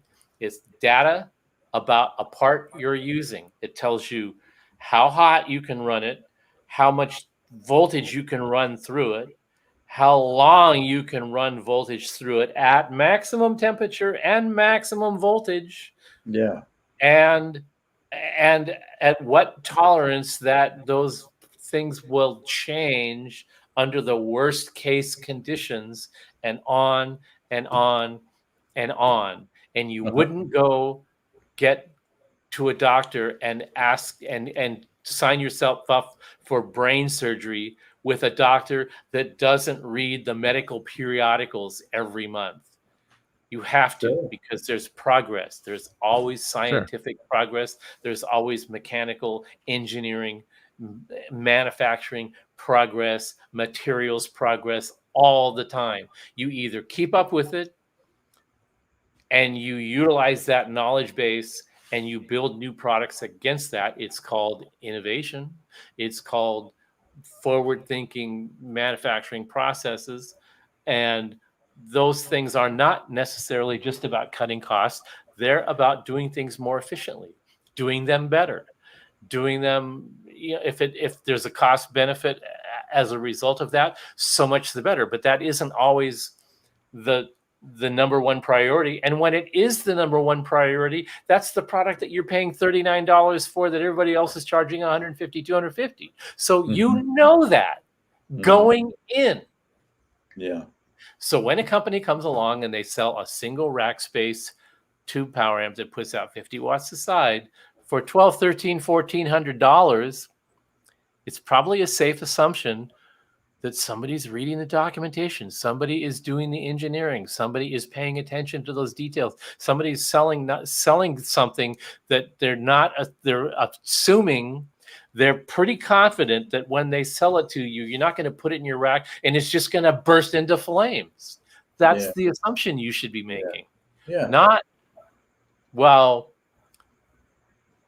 I know you guys have a very small staff, that you have a few people doing production and a few people doing administrative stuff and some people doing shipping, receiving, and some sociopath in the back thinking of products to sell to people. But certainly you have 50 people on staff doing customer service. It's like Amazon, right?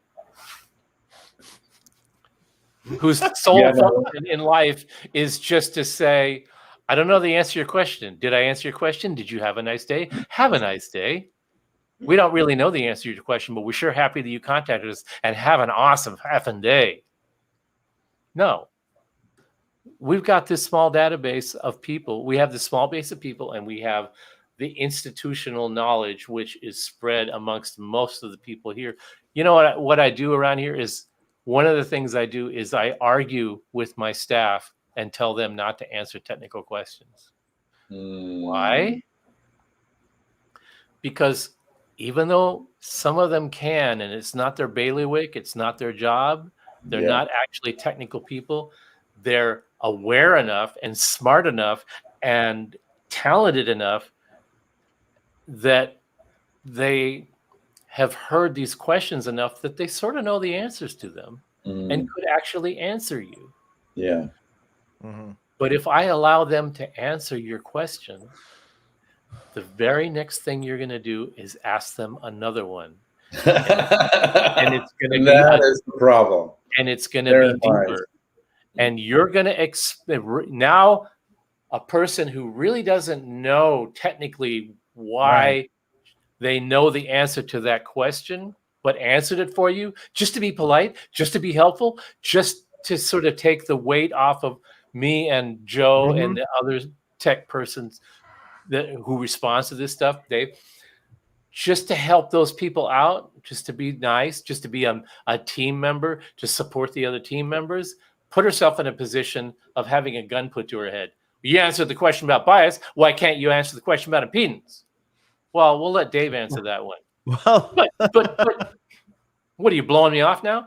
That's the problem, and that's why I have to even beat on my own people. Just like don't go there because don't go there. This don't brings open up, the door. This brings up why. Dave, you're on it. I like the way you pick up on this and just. So this is I do all, whether I like it or not. I do all you don't like it. Friedman customer service. You don't like it. Meaning 7 days a week, I'm answering emails. I don't care. I don't care what day it is. It doesn't matter. If I answer 5 emails on a Sunday, I don't care because I'm sitting there drinking coffee and it's in the morning and I'll just answer them because, well, I don't want it to get to be 50 emails or 100 emails in my inbox that I have to weed through, because if I answer 5, it's much easier than answering 100. People say, well, don't you have someone else doing customer service for you? I'm like going, well, okay, here's how that would go. So we have a guy answering customer service.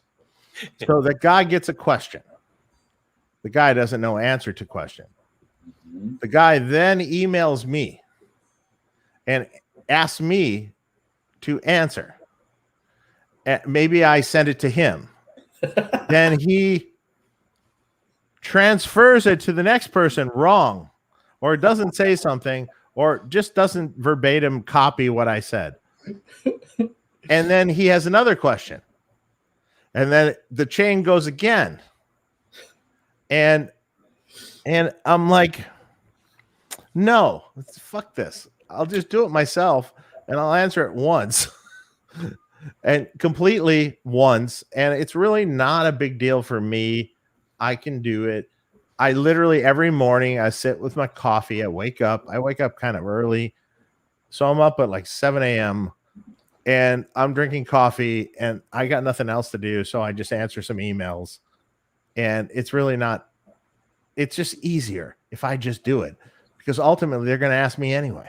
Yeah. Yeah. And it's just the buck easier. stops And with. in the end, to be honest, the end user is like flabbergasted that I emailed him on a Sunday. Right. And he is now like your loyal follower because you have helped him out immensely.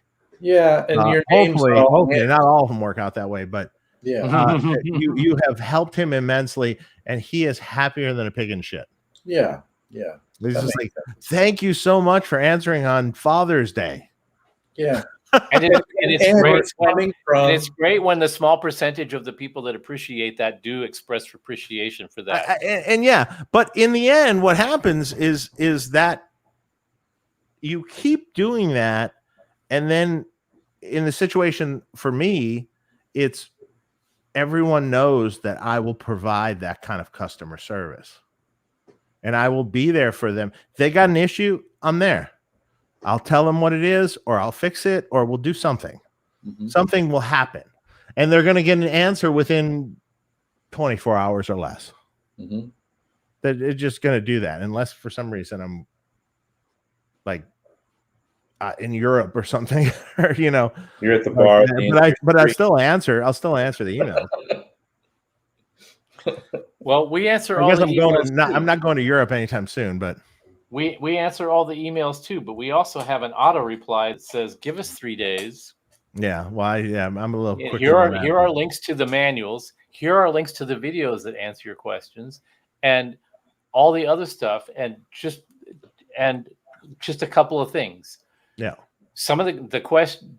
Think about if the question that you're asking is just like the basic impedance question, the basic this question that you can get on the internet, and think about the other people that actually have an urgent need for information that they need right now, and their priority is higher because all you're doing is asking something that you could get from anywhere. And that's an interesting. If you're demanding that from us, and we get a lot of this. I've got a 5153 and but I have one of your cabinets. Should I run it? Should I run it at 16 ohms? Should I set the 5153 at 16 ohms because your cabinet is 16 ohms, or should I? Yes. Run it The answer is yes. when there's hundreds of them, I know. There's No, I know. So we just try to get people to understand that there's way more of you than there are of us. Of course, you got your line. That's what's going on that's your epitaph. That's customer support epitaph. You're in a different situation because you have more of the production thing and more levels of this stuff off of your shoulders, and we don't. We're more compact, and we're more the multi-hat kind of organization. So we have to treat that differently because because the resources are determined by just the sheer volume of it. So but just like you get the well, this other company has a 606 switch. Why don't you? This other company answers our email, our the dumbest bottom level, most basic technical question about plugging an amp into a cabinet. They'll answer my question. Why can't you do it in 24 hours? Well, we just have less staff and we have more complicated questions. I mean, I'm not bitching about how well the power station is doing. I'm really, frankly, flabbergasted at how versatile of a product it turned out to be that we hadn't even really considered at first. It was an attenuator and a booster, and then it became an auxiliary power amp that can be loaded back into itself and be used to create power amp saturation for preamps and all of these other things that when you hook them up with switching units to switch between heads and cabinets can do this and this and a number of things that I'm still thinking about the loading it back into itself. You haven't seen that yet? So you take the output of the amp and you put it back to the input of the power station? That's what you're saying? You plug the amp. And then you take the you plug for a preamp, for example. You want to get some. You plug the preamp into the line in. You plug the speaker out into the amp in. And then you take the line out and plug it into your DAW. And then you can dial in how much power amp saturation. You can saturate the power section. Yeah. Wow. No, I haven't seen that yet, but it's an amazing ass trick, man. That's cool. And there's just like hysterical stupid thing after hysterical stupid thing that it turns out that the power station could do. And now we're talking about were you even thinking of that when you built it? No, not even remotely. No. That is so nuts because that's like the secret sauce now. That was a tech support question. What would happen if I plug the output of the power station back into the amp input? Would that work? And I went, don't be an asshole. Wait a minute. I'm glad I had. Wait, that would work. I'm glad I didn't start typing yet. And I thought about it. Now that's something I gotta fucking try. Yeah. And then I went, holy crap, that actually works. You could do it. You could get away with that. Hey, and John, so I did it, and then I made a video out of it, and people are like, "Oh my god!" And I was actually sort of, I was laughing at myself because that was just like one of those no-brainers that this is what happens with the product. If it grows a life of its own, it starts showing you things. This is what I love about product design. Well, it's like it's a great product. I mean, so you came up with a product that's in this small format, and that's exactly what I used to do. I used to use a reactive load, and I used to put it into a tube power amp. Various different ones depending on the era and time and whatever I did. But that was the thing. That's what I did, and put effects in between. But I just did it in a more archaic way. But you wound up condensing it into this little tiny box, a relatively tiny box. It's a little weighty, but of course it is. It has transformers in it. And I got the first one. And then, of course, you came up with the second one. And I think, Stevie, you understand. You have the quote from me of what I said about the second one. I'm about to whip it on everybody here because we actually have it. Steve sent it over to me. Steve Lark, we love you and thank you for your support and for buying our stuff. We would love to be your tutor in your quest. Unfortunately, it's not possible, but I understand your desire, and just like put your head on it and go out there and do it. You'll find your way. You're already on your way. Just keep doing what you're doing. You'll get there. And Thanks for your understanding, and you are absolved of your sins. You don't even have to wait till Sunday. I have to find my way back to Come on, Joe.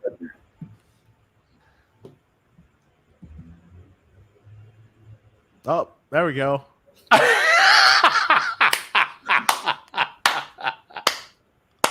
I love that so much.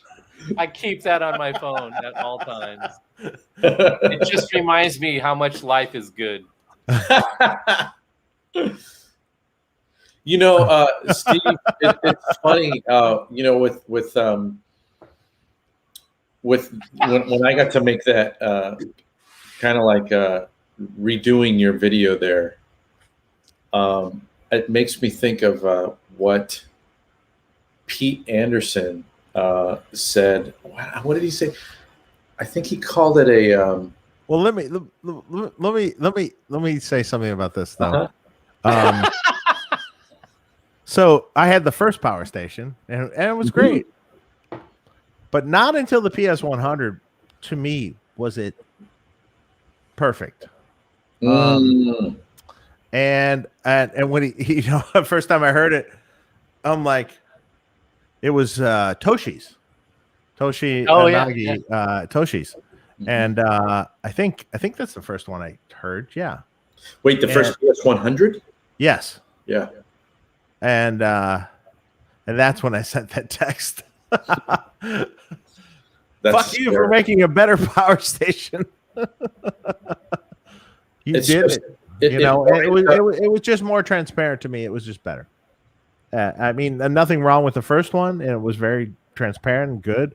But there was something about the headroom of the 100-watt that was just more transparent to me, or more open to me, you know, and that's exactly what it is, because it's what got more I power. like about. Sure.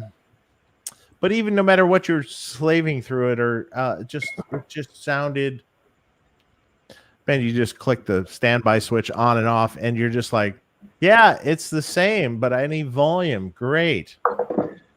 That's funny because and the settings and the proper settings for me would be presence and depth off. I mean, there's no proper settings. It's whatever you like. Right. But presence and depth off, high frequency in the middle, and bass in the middle. Oh, yeah. For me, 737, I want to see the police report posted, please. That would be great. Yeah, I get what you're saying. Now, what happened was Michael, is it Michael Blug, the blue guitar dude? Yeah. Who nice guy. I shouldn't be asking if I had the pronunciation. I've only known him for decades. Thomas Blug. Thomas Blug, thank you. God, I always fuck that up. Thomas is an awesome dude. I love him. He's an Amish dude, awesome dude. And Amish yeah. dude? He's an Amish dude? He's got this many dudes. He's got this many dudes. I love it that once that starts happening, both of the glasses come up. Yeah, and he's like he's been chasing Tone as long as anybody has, and we met probably.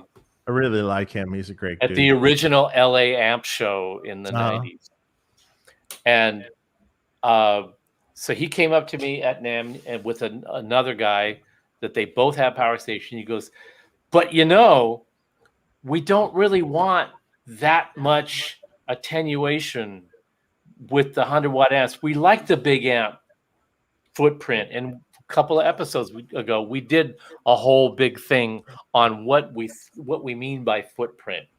And we had graphics. We had graphic tools and cartoons and stuff to just try to get people to understand what we mean by footprint. But he came to me and he said, but this is the thing with a 100-watt JMP, we just want to take the absolute kill power off of it. We don't want to make it go way down, and we still want that width and depth underneath. That is what we love about the amp. Same thing we would love about the high watt amp. Just that big, open, the sound of the presence of additional steel in the output transformer, that big thing, the horsepower, the sensation of available horsepower, whether you or not you actually use it, just knowing that it's there behind you when you want to like snap somebody's neck, it's there. And and I went, okay, I can relate to that. I can totally understand that. So then we said, well, but if we're just going to make another more powerful one, that isn't going to necessarily, I mean, does everybody really need that? What? No. The people that need that specific aspect of a big amp probably also are the kind of people that just want to back their guitar volume down a little bit and clean it up. And they don't want to bypass the power station to do that. And that was the impetus behind the second channel, so that you could turn the guitar down and turn the volume up and play it cleaner. That was all that was about. But as a result of that, we came up with a product that you find more valuable because it has this other little aspect that is important to you, and that's great. But what we also discovered was that in the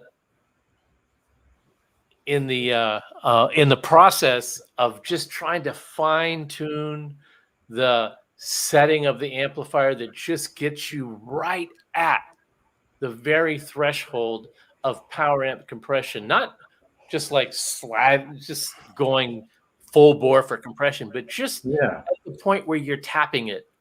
Yeah. Getting that just right, and then going back and being able to dial how hard you hit the speaker. Again, not trying to do this to the speaker, but just trying to go a little more to the speaker. The PS100 really excels at that. And we did this 3 cabinet thing the last show where we set the volume of all 3 cabinets the same.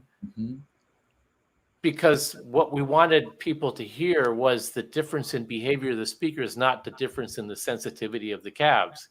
Because otherwise, the new Sound City cab would win across the board because it's just louder, and when it's louder, it sounds better. The sensitivity of the speakers, because I think, and so we used the power when we switched cabs. We also switched the power station channels to drive the high watt cabinet just at the threshold of 3 dB more, so that it would liven up a little bit. Not to try to make it sound like the other cabs, but to make it so that you could hear what the little subtleties of that speaker were bringing to the table. In a recording studio, you can set the volume wherever you want by setting the mic level if you're slamming on the cab. But here, for that purpose, we found that just by dialing the cabinet just a little bit more without it going really radically different, but just adding a little bit of bump to the cab, the speaker just came a little bit more alive, and then where it was kind of dullish before, now it was fine. And it also ameliorates that kind of thing where, especially in an ABC test, the one that just appears louder is going to win, right? Always. And we didn't want that to happen. We really wanted to evaluate them purely. I mean, I don't know if we were even evaluating if it wasn't like a shootout. It was just like, let's listen to them and see, because each one of them was really unique and cool and had its own particular character. I always use when you're A-Bing anything, I always use amp switchers. Like amp A, amp B, whatever. You have to use an amp switcher, and you have to pretty much close your eyes and switch it. You do. And make sure the volumes are matched exactly, because if the volumes are slightly off, closing your eyes, pick the louder one, no matter what. Exactly. And if you can, with clients, I've done this a million times. If you can pick what you think is right, like 5 times in a row, okay, you're great. But generally speaking, they go back and forth between what is the real one and what is not. I know they get it wrong. They get it wrong 3 out of 5 times. Yeah. So and then, you know what it is? It winds up becoming a thing where internally you can't look at it. You can never look at it. No, you can't. Because if you look at it, if you say you're A being a Marshall and a Mesa, whatever, I don't care what it is. Yeah. You're A being it. Yeah. If whatever your bias is, whatever you think your bias is, if you're looking at it and you know what amp it is, you're gonna select that no matter what. That's you right. You are select that no matter what. There's so much psychological bias and all of that. You have to take that out of the equation, and I find amp switchers so useful for this. And I love it because real time, boom, boom, boom. Yeah. Right now, you can hear the difference. And if you can't do that, you're fucked. You can't be anything. Yeah. You can't tell me if you plug that amp in, whatever amp, and you take the time to unplug it and plug in another amp, it's skewed. It's already skewed. You don't know what you're hearing anymore. Yeah. You didn't switch it fast enough. No way. Yeah. Oh, that one's much brighter. Really? Okay, let's put it on the amp switcher. Oh no, it's not. Right. And I did that last week. I do this even with tube sets. Like, okay, so we make a lot of amps. So because of that, we use a lot of tubes. And you see what works or what doesn't work over time. And you know, like if you're having a lot of failures with one tube, okay, fuck that, we're out. Gonna go to a different tube. But often times change. You can't get certain tubes all of a sudden. You can't get, like, for instance, right now, your favorite tubes. You can't get Chinese preamp tubes right now. And so what are you gonna fucking use? You know, you're kind of like down to, okay, well, I have a cathode follower in my amp. Certain tubes don't work very well with those and they fail. Other tubes work okay with those. Okay, so here's my list of those tubes that I can use in this spot. Can I deal with that? Let's load the amp up. Let's AB another amp with a tube complement I was using. And now let's use the amp switcher. Yeah.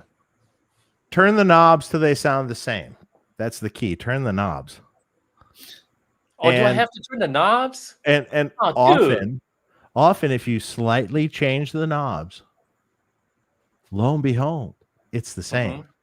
That's man. It's the same. Yeah. You AB it and you can't tell.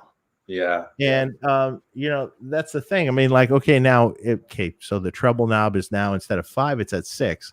And the mid knob, instead of at 4, now is at 5. We're not talking like drastic changes here. We're just talking about subtle little EQ changes. Right. And wow, these tubes work. Well, we do that.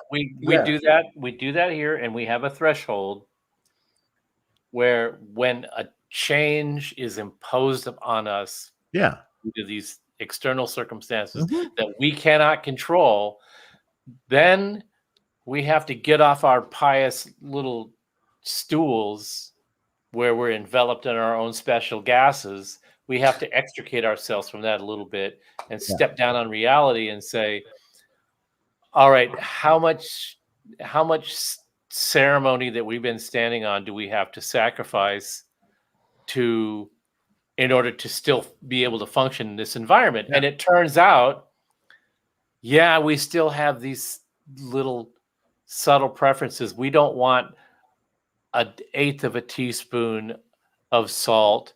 We want 3/16 of a teaspoon of salt. That's just our recipe. But at the end of the day, we might have to go for the full half teaspoon because the world has changed a little bit. Is that tolerable? Yeah. Is it manageable by the end user? Yes. Yeah. So, okay. So we have all used, since the late 80s, right, Chinese preamp tubes. You have used them for years.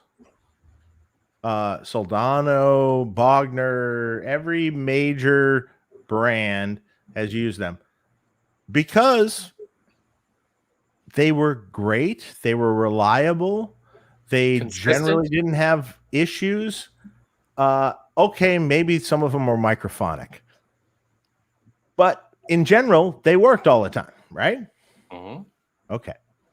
So we have some asshole. I'm not going to name names, but there was a video recently of no, sorry, I'm not of our JJ Junior amp of this English guy did a review of it, and he generally picks apart with limited knowledge, picks apart every part of an amplifier. And first thing he starts with is so it's a 20-watt amp, right? And it has JJ EL84 power tubes. We use the JJ EL84 power tubes because we push the living shit out of them. Mm-hmm. And they're the only ones that will survive. Mm-hmm. Yeah, that's right. Okay. So first off, he's fucking he gets into that, and he's like, well, yeah, I don't know if I choose those JJs. You go, what else are you going to choose? I mean, like, you have like a Sovtek, various Sovteks. You have Tungsol, EH, and standard Sovtek EL84s and JJ, and that's the only EL84s available. It. And by far, the JJ ones will handle the most abuse. And we abuse them like hell in that amp. And surprisingly, we have hardly any problems with them. Because you're using the JJs. Let's throw that out. Let's throw that out the window. Yeah. Then he moves on to well, I see he has Chinese preamp tubes in the preamp circuit. I'm like going, yeah, because the Chinese preamp tube is about the best preamp tube you could use for the past 40 years. Yeah, right. For the past however many years. I mean, literally the most reliable, the best sounding, and probably just in general, just overall the best preamp tube you could buy. And this isn't like a cost thing. I choose these things for a reason because how they sound. You know, it's like, what are you, and like my answer would be like, what are you going to put in the place of them? Yeah. And why? And then he doesn't, and then the early stages of the amp, I use a JJ 12AX7, which he doesn't mention at all because, well, just low microphonics. You know, we do a big enough production where I just can't sit there and whittle through the Chinese tube that's going to work in that spot, right? So you get to a point where you're just like, well, if I use that one tube in the front slot, that's fine. I mean, it's okay. I mean, I don't love it. It's not my ideal tube in the first slot, but it works. It sounds good. Fine. It's consistent, low microphonic. The only problem with the JJ preamp tubes, they occasionally just up and croak. See, I never really used them in production, but then because of what was going on, we started to. Yeah. And you told me, and I asked you how's it going with the JJs, and you were going, oh, they're okay. And then about a week later said, oh yeah, but by the way, sometimes they just stop. And I went, we'd ordered some because they were we had to, and we get it. And I'm just like, we've got the whole test rig, and people are going through them, and we watch it. We're like, there's a power station on the bench, and it's got a sine wave, and all of a sudden just goes boop, just stops. Yeah, that's interesting. Like, wow. Oh, yeah, Dave said it would do that. Generally speaking, I mean, for the most part, they work. Yeah, but an occasional one just stops. And you know what? It's random. It's just like the one out of 100 or the 1 out of 1,000 that just stops is just the equivalent of the 1 out of 100 of the Chinese ones that are microphonic or make a little squealing sound, or the 1 out of 100 of the Russian one. Yeah, so is it really a little weird thing, or short when you use them in a there isn't a perfect tube anywhere. And by the way, there was never a perfect preamp tube. Even in the days when I was working at Valley Arts, when we were doing Sylvanias, always had those RCAs and GEs and all those, it was the same exact issues. thing. Exactly. Same. It was the same thing. Actually, were there more issues, guys? Were there why more? Why did Eddie want 68.7s rather than EL34s? Because of its wonderful, robust tone. Blah, blah, blah. No, it's because they didn't fail on tour. Period. Yeah. The end. Yeah, actually, his favorite tube was the Telefunken EL34. Right, which is a great sounding tube. We take it out and beat the shit out of them on tour. No, they won't hold up. Which was what he had early on in his amps. So he told me that personally. I mean, like you know, but yeah. So this guy's like calling out this stuff, Chinese tubes. Oh, these cheap Chinese tubes. A cheap Chinese tubes. What are you going to use in their place? Tell me, please tell me what's better. In a production where did the concept of cheap come from? You associate China because it says China on the tube. No, it's bullshit. You associate that with cheap. Yeah. First of all, that's totally racist. Second of all, it's not true. Third of all, get a life. Yeah. Where do the tubes come from? Czech Republic. Are they cheap? Are they? It's just like the price of a Chinese institutionally inferior because they're from Eastern Europe. Okay, I mean, look, come on. Like so, if you have a tube from Slovakia, JJ, versus the Chinese, there's not that much difference in the price difference. Okay, maybe the Slovakian slightly more, but can I bust some balls? Can I bust some balls a little bit? Please. For the people that bemoan the loss of those coveted old tubes, the reason that we didn't have Russian and Chinese tubes to bitch about in the old days is because you didn't know they were coming from Russia and China at the time because they were embargoed. So they were embargoed through Western European countries and rebranded with other names so they could sneak them into the US and sell them as Sylvania's, Philips, GE, RCA, et cetera. And you didn't know it. You just didn't know about it. And so you don't get to reef on those old ones about that because you didn't know. Now you know. Sorry. Didn't mean to burst your bubble. But when the EL34s were going out of production in the late 70s, oh my God, we got EL34s that were from the JFT. Is it JFT factory? The Eastern German factory, JFT, RFT. Thank you. RFT. EL34s were made for Siemens. They were made for Telefunken. They were made for blah, blah, blah, blah, blah, blah, blah, blah, blah, blah. They were made in Eastern Germany. And when Sylvania stopped making 68.7s and you ordered, and Randall Smith told me this, and I saw them. He ordered a bulk of 68.7s from Sylvania. They shipped him EL34s. They said Sylvania on them, but they were RFT EL34s because while they were shutting down the production of American tubes, they were bringing in bootleg tubes from Eastern European countries to get around the embargo, put their brand name on them so they could sell them here to customers that already had existing contracts. And that's the ones that you were going, those are the good ones. Right. All right. Sorry to burst you guys' bubble, but this has been going on since the 70s. And you just didn't know about it. And now you know. It's the same thing we've been dealing with. I remember when I first started working at Valley Arts, Paul Rivera goes, here's where you buy parts from. Here's the tube supplier. You call them when you need 12X7s, blah, blah, blah, blah. Yeah. And I'd been working there for a year, and I was talking to the sales rep at Richardson, who was the big tube distributor at the time. And the girl that was my sales rep was really nice and really helpful, and she realized I was learning the ropes, and Tiananmen Square was happening, and the supply of the Chinese 12X7s was about to get diminished temporarily. And I called the girl up and I said, we've been watching what's going on TV and blah, blah, blah, blah. And we probably need to try to hedge our bets on some 12X7s a little bit. And how many do you have in stock? Well, we've got like 400 or 500 in stock. And for a music store, that was a lot, an awful lot. just for replacement purposes, for service, for all the people that we were dealing with. A lot. Larry Carlton and Carlos Rios and all those guys that were touring, but still, even then, it was still a lot.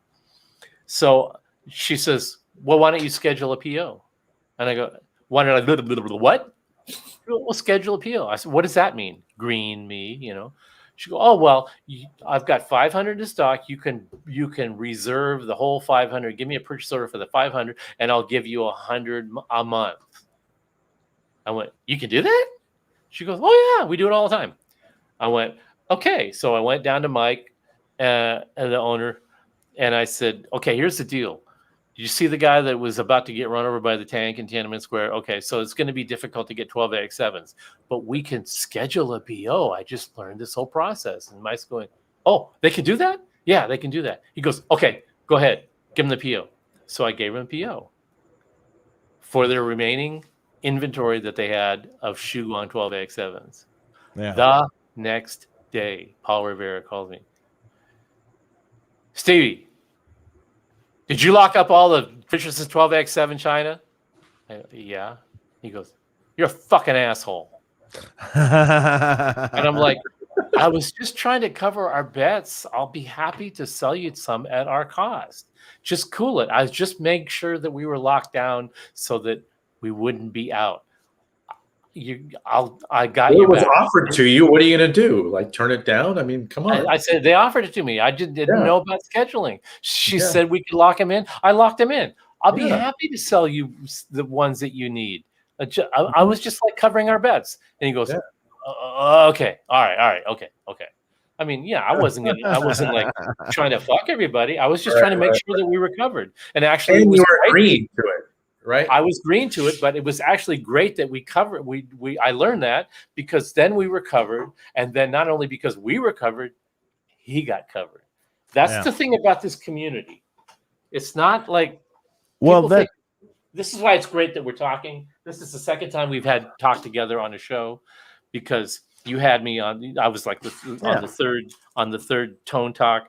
It's a community. It's not like this dog eat dog competition thing. It's a community of different companies that do things slightly a different way, but we all try to work and help each other out, and that's the way it works. And it's like that to this day.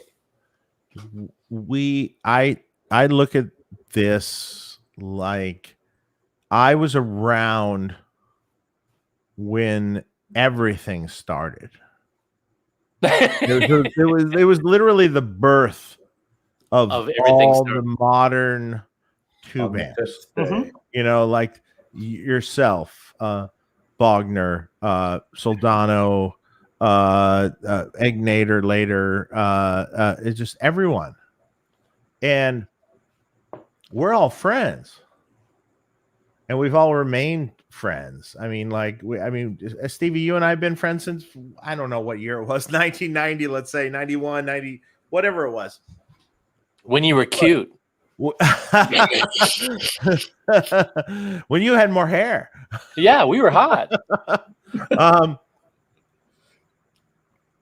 All of us are friends. I mean, it's just like, you had sort of before you sort of Paul Rivera, right? And Bruce Egnator said also the same thing. Paul Rivera sort of was his mentor in some respects. And then I said, well, Bruce, you were my mentor. And it but we're all friends and we'll all help each other. I mean, I don't care. I don't give a rat's ass.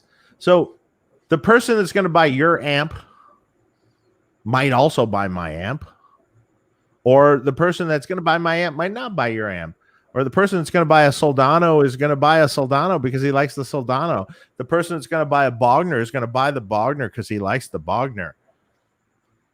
I don't care if you like that other amp better, then please buy it.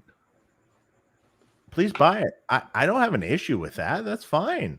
That's just you know, it's like if you're in music, you make an album or music of some sort in some delivery format. You now can't like that other band. You only like my band. You can only like my band, but you can't like this band. No, I like your band and I like that band and I like this band, and I'm gonna have all three of your bands in my collection. Right. Who cares? I mean, make the product that you want to make. Market it how you would like to market it, and let the chips fall where they fall. Exactly. And I don't think there's no reason. I mean, shit. There's a lot of cross promotion here. Like Stevie. Now you make amps, but you also make power stations, and you also make power loads. Sorry. And so. Sorry. Huh? Sorry about the power load. Sorry, I pissed you off about the power station. You didn't. Sorry. No, you didn't piss me off. I love the power station. Oh, okay. Remember, it was the middle finger of fellowship. Yeah. Okay. So we can all coexist, and we can all promote off each other, and it's like, shit. If I make a non-master volume amp, I am surely recommending a power station for it. You know what I mean? So like it goes hand in hand. In fact, I would like to sell an amp with a power station. Yeah, I don't make a non-master volume amp at the moment, but Yeah. Mm-hmm. Hey, Dave, do you want to use this opportunity to like dispel any of the pearl clutching about the fire? I mean, this is out from the field. Bad Factory. Yeah. Well, I mean, I know you guys are okay. Okay. No, well, I don't know if we're like totally okay, but all I can say is that we weren't burnt down. Yeah, that's really what I really wanted to hear gotten across. The back building that we used to occupy was burnt to the ground. Yes. Was there smoke damage and stuff in our building? Yes. Was other than that, it sucks. but we're getting back on our feet. It's fine. Yeah, we'll be okay. You will get back on your feet. It's fine. When I heard about it, when somebody Avi's a tenacious guy, and he will make it happen. Yeah, release a smoke series of cabs and literally. Well, the smoke damage. Here's the thing about smoke damage: it's fucked. Yeah, it's like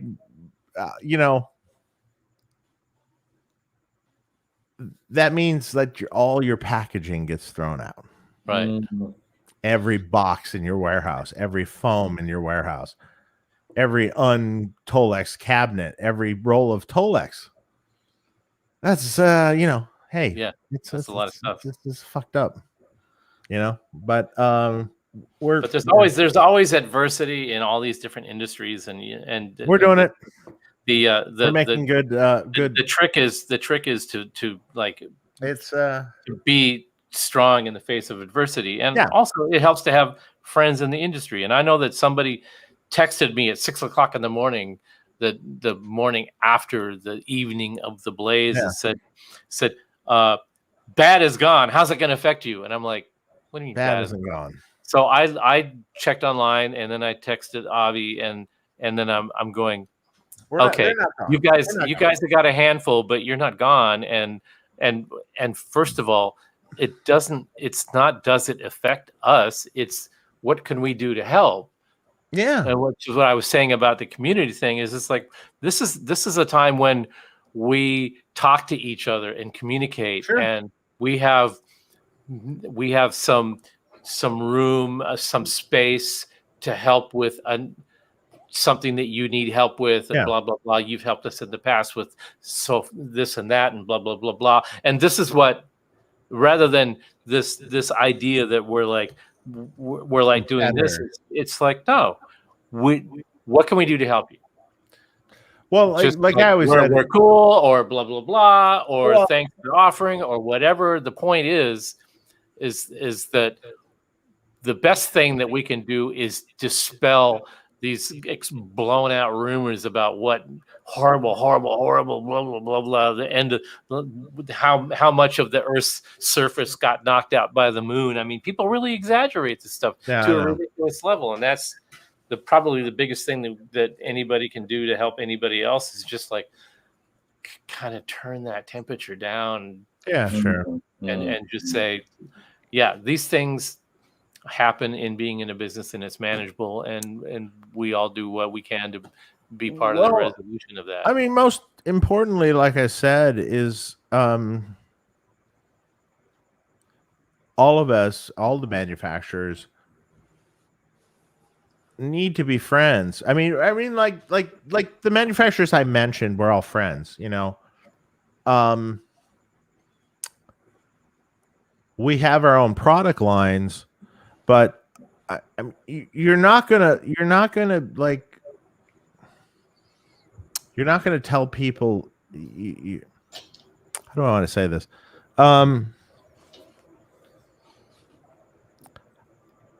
People are gonna buy what they want.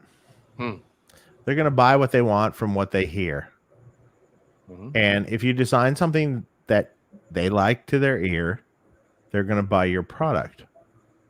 You can't make them buy your product. That's right. So all of us design by what we want to hear, and then it's left up to the customer to decide if that's what they want to buy. And I think that's totally fair. And you're not gonna beat up some customer and say, "Hey, you should buy my shit because of this." No. Right. This doesn't. You're gonna buy what you want to buy because you love it. Steve, I love this tone. Boom, done. Yeah, I remember Steve telling me the story about walking into some music dealer. I don't know if it was a Guitar Center or something, and you just happened to pop in when there was a father and his kid looking at one of your amps and a dual rectifier of some sort, and the salesperson on the floor saw you, knew you, and said, "You got to come over and sell your amp." Remember that story? Yeah. Can you pick it up? Over there? The kid is relatively, he's learning.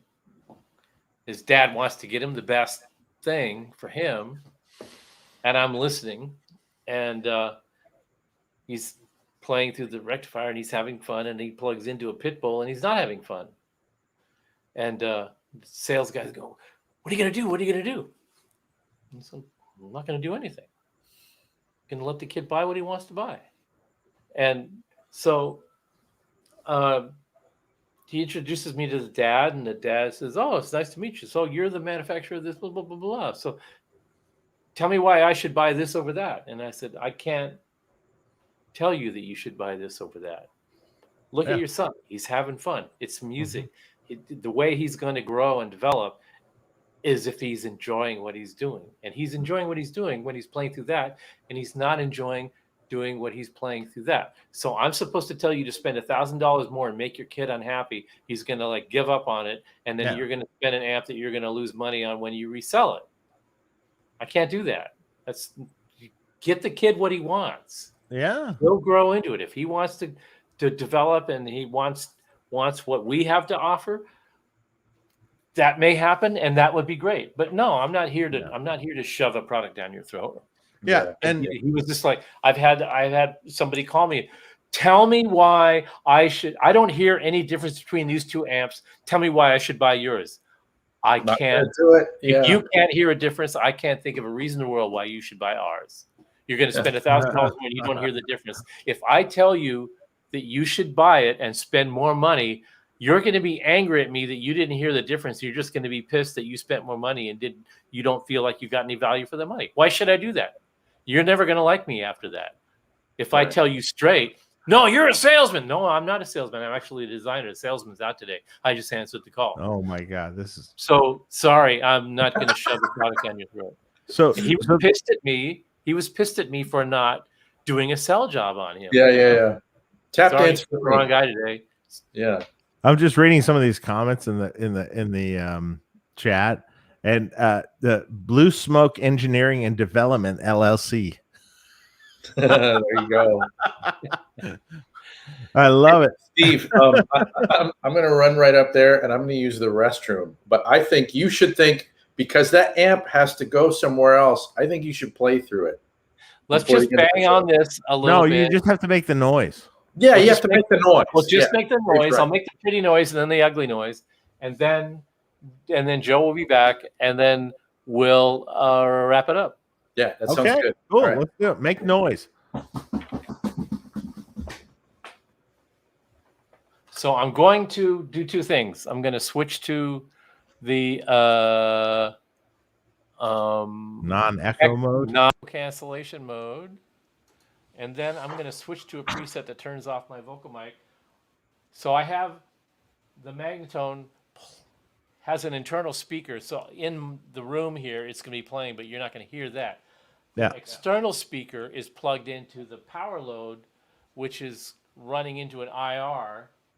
I'm actually running the IR section on that into the mixer that's going into the stream. So you're going to hear the Magnetone going through the PLIR going into the stream, and the sound that it makes when I'm playing clean and slightly overdriven, and then I'm just going to stick the guitar right into the speaker to get this cool feedback weirdness that it makes, that it only does if you plug the guitar straight into the amp and put this pickup right in front of the speaker. It won't do it if you use a distortion pedal. It won't do it if you use a boost. It'll only do it plugged straight in with a single coil pickup. Proper.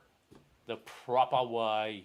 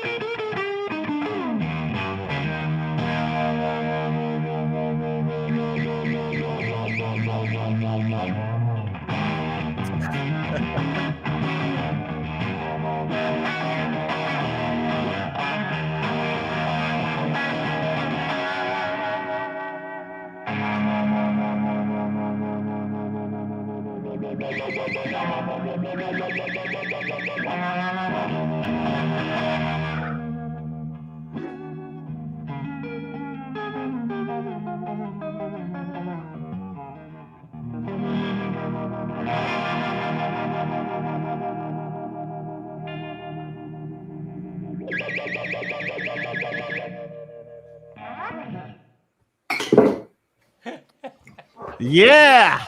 Yeah, buddy. I love that. Did it come across all right? Yeah.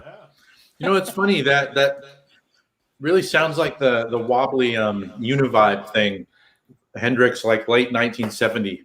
When I was messing around with it yesterday, I thought, God, that really got that Univibe vibe going on. Yeah, it does. Univibe vibe. Oh, look out!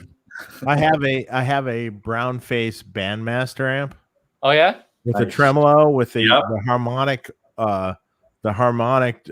tremolo, you know, in it, and it is like that. It's like that Univibe thing, and God, it's great. You know, cranked it up through the power station, and it was just like glorious.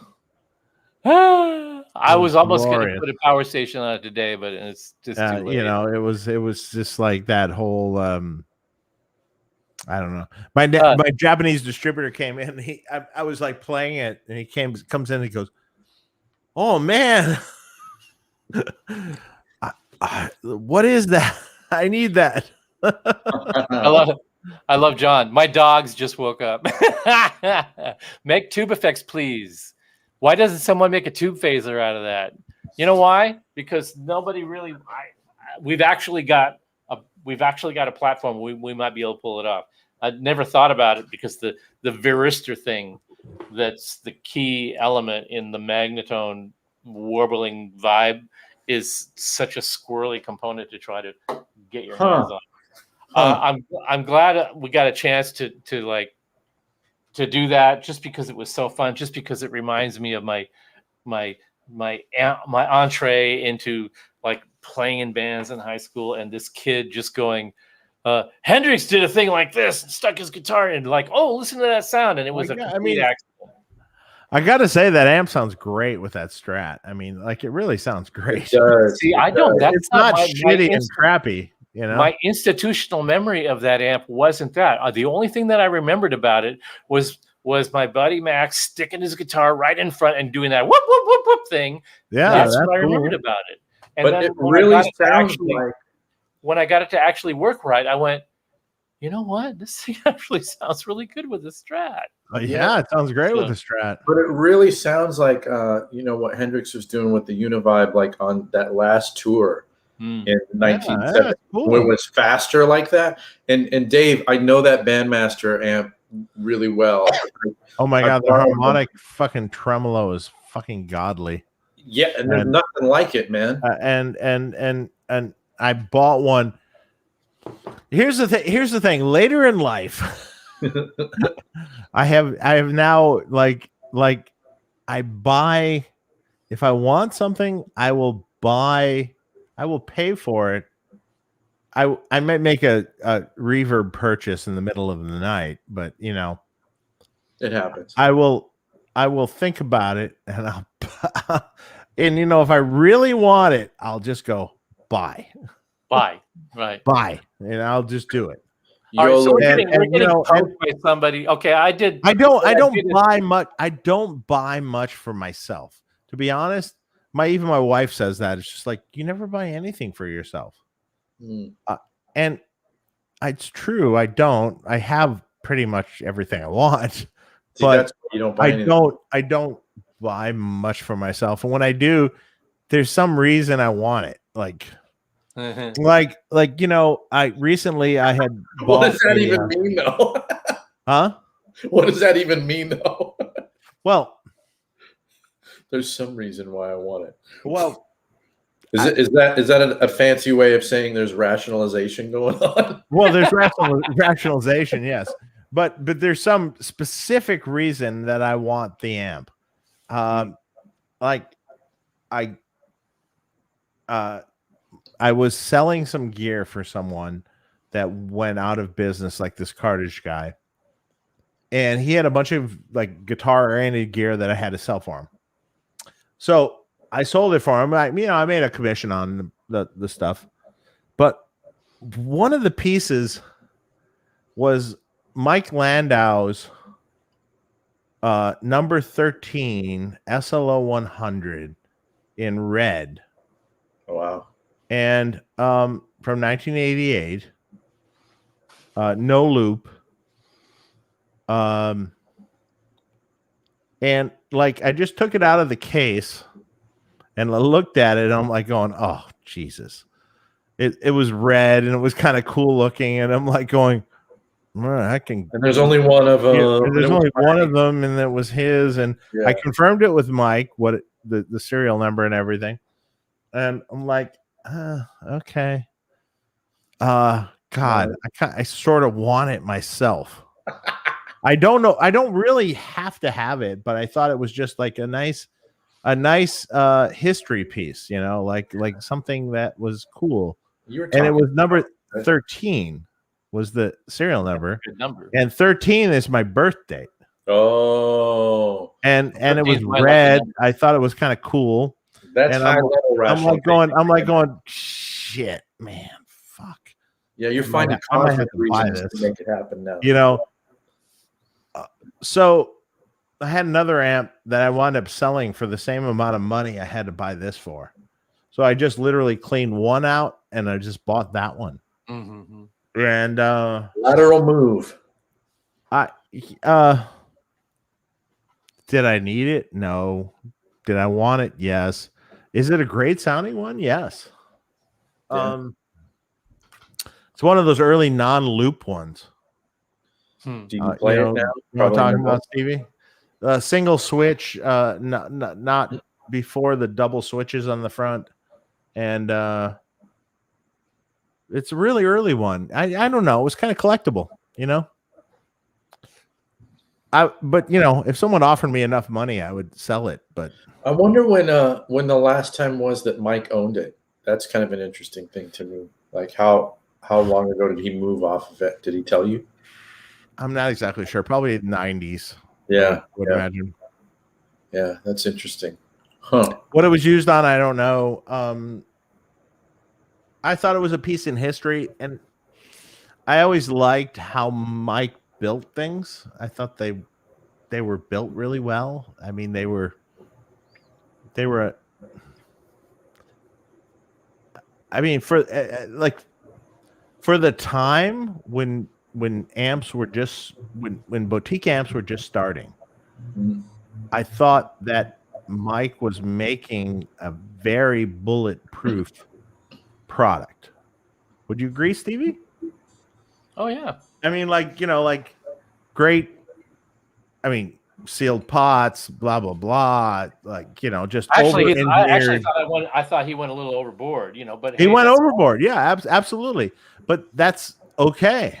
That's okay. Steve, did you tell this story on the show? I thought it was really interesting. Once you were telling me, basically, you there's a little bit of a tie-in from Mike, and then you going and making the pit bull. Yeah. Where you thought this amp is going to be like, maybe this will be the answer for me, and you really wanted it to be the answer. Yeah. And then when it wasn't the answer, you're like, fuck, I have to go make this amp for myself. I have to. It was all his fault. Yeah. I blame you. That's a super cool story. Here's the thing. First of all, one quick thing.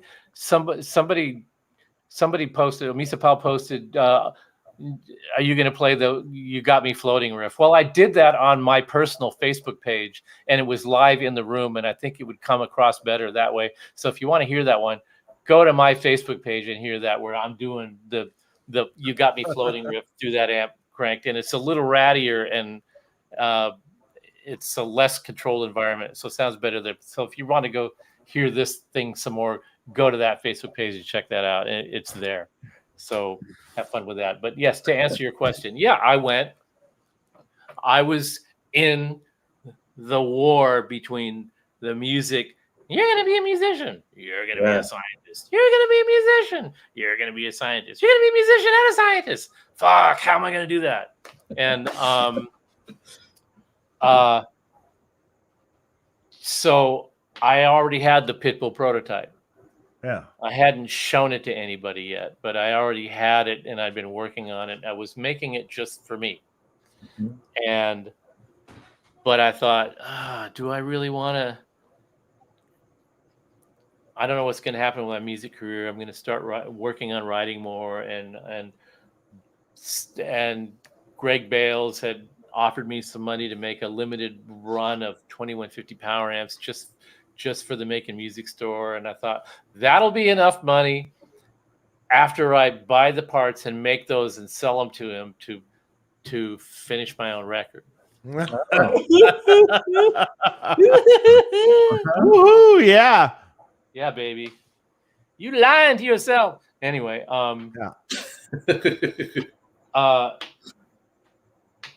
but during that time, I had gone to a NAMM show while I was just in between Valley Arts and Music Tech, and the buzz was about this dude Soldano, that was making something that sounded better than a Mesa, and I'm like, well, that isn't really saying anything, because anything that's different than a Mesa, somebody can perceive as being better than a Mesa. Anyway, so I wandered around, and I've been hearing about some of this buzz, and that Lukather was thinking about using one, and yada yada yada yada. But I never did see it. I didn't see it. I didn't make it to his booth, and I didn't see it for the simple reason that at that time, at NAMM, at the Anaheim Convention Center, they had the frozen margarita and daiquiri cart. It always goes here, doesn't it? And I ended up spending my whole time hanging out. It always ends up with the margarita, doesn't it? It always ends up, all roads get to the margarita. All roads lead to the Margs. So I ended up leaving, but I called him up and I made an appointment to come and see him when he was down on Melrose in Hollywood. And we started talking, and I played through his amp and his cab, and he had an orange cab in there that I would listen to the amp and I went, oh, this sounds pretty good. The bottom end is a little blah, blah, blah, blah. This is blah, blah, blah, blah. And he goes, well, check this out. And he plugs it into this orange cab, this vintage orange cab that had, I think they had the 30 watt, the G12s, the 30 watt ones with the black covers on the back, the black plastic.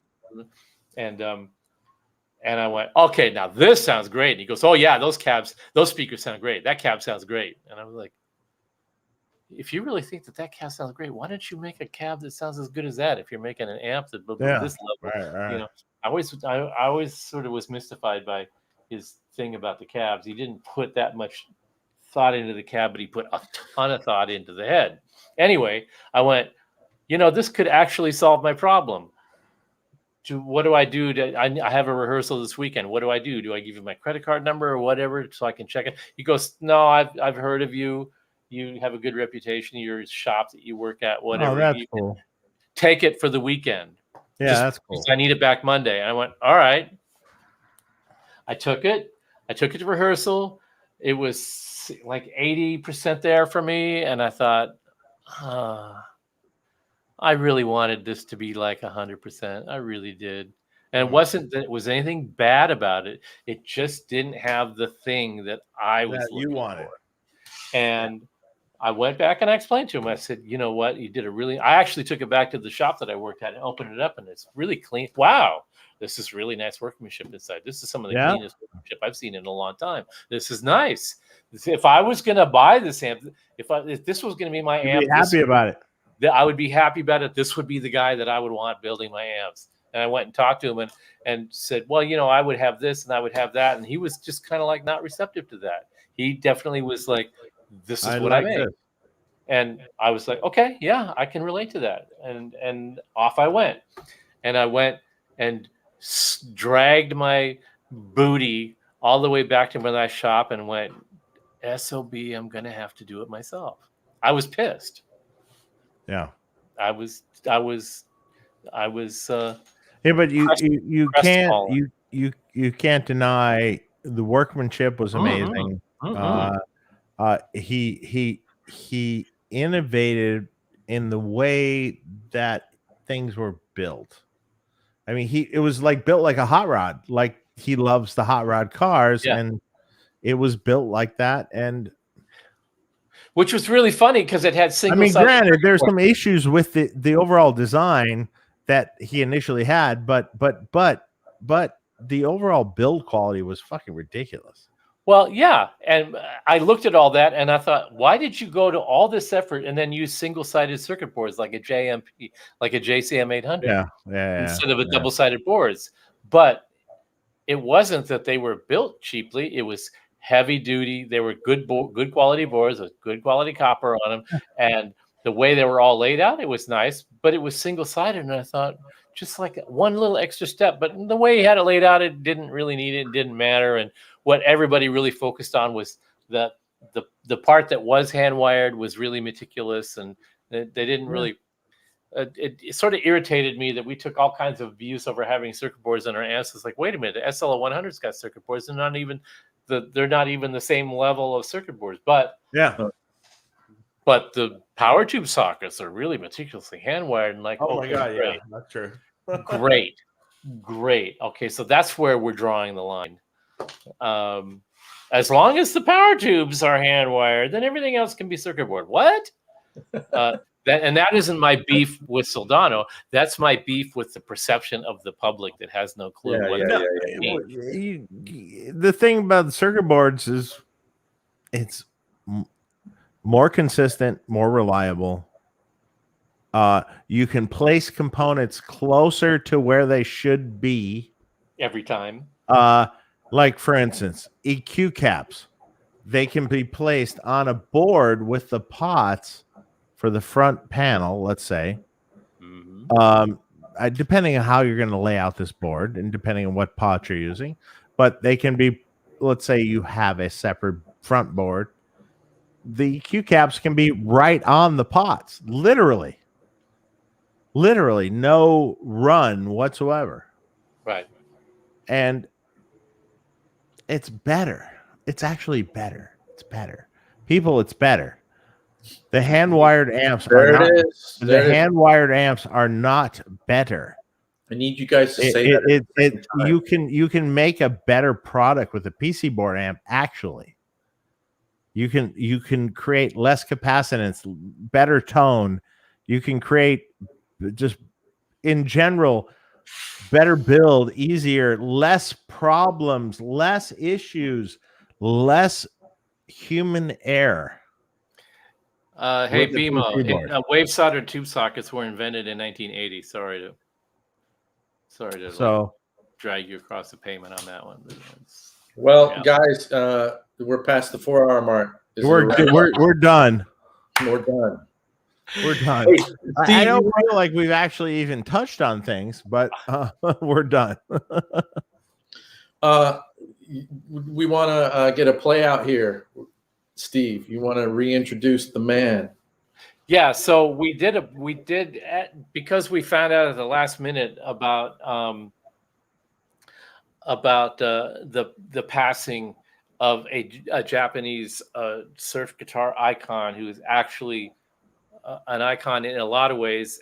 And I really like the fact that a lot of people don't know anything about him, anything about his popularity in Japan, anything about how big that surf gitchy guitar culture is in Japan, but also what an amazing player he was, and how many paths he crossed. Just the whole world community of music. This exemplifies a thing that Western musicians, it just goes right over their heads. And if you're really into music, and if you're a guitar player and you love guitar sound and stuff, if you don't know about this guy, then you just need to know about this guy. So we did an intro with him, showing him in the 60s, and we're going to go out with a live performance of him that was relatively recent. Now, I don't know how recent. I don't know what year it was made, but it was made when Noki Edwards was still alive and kicking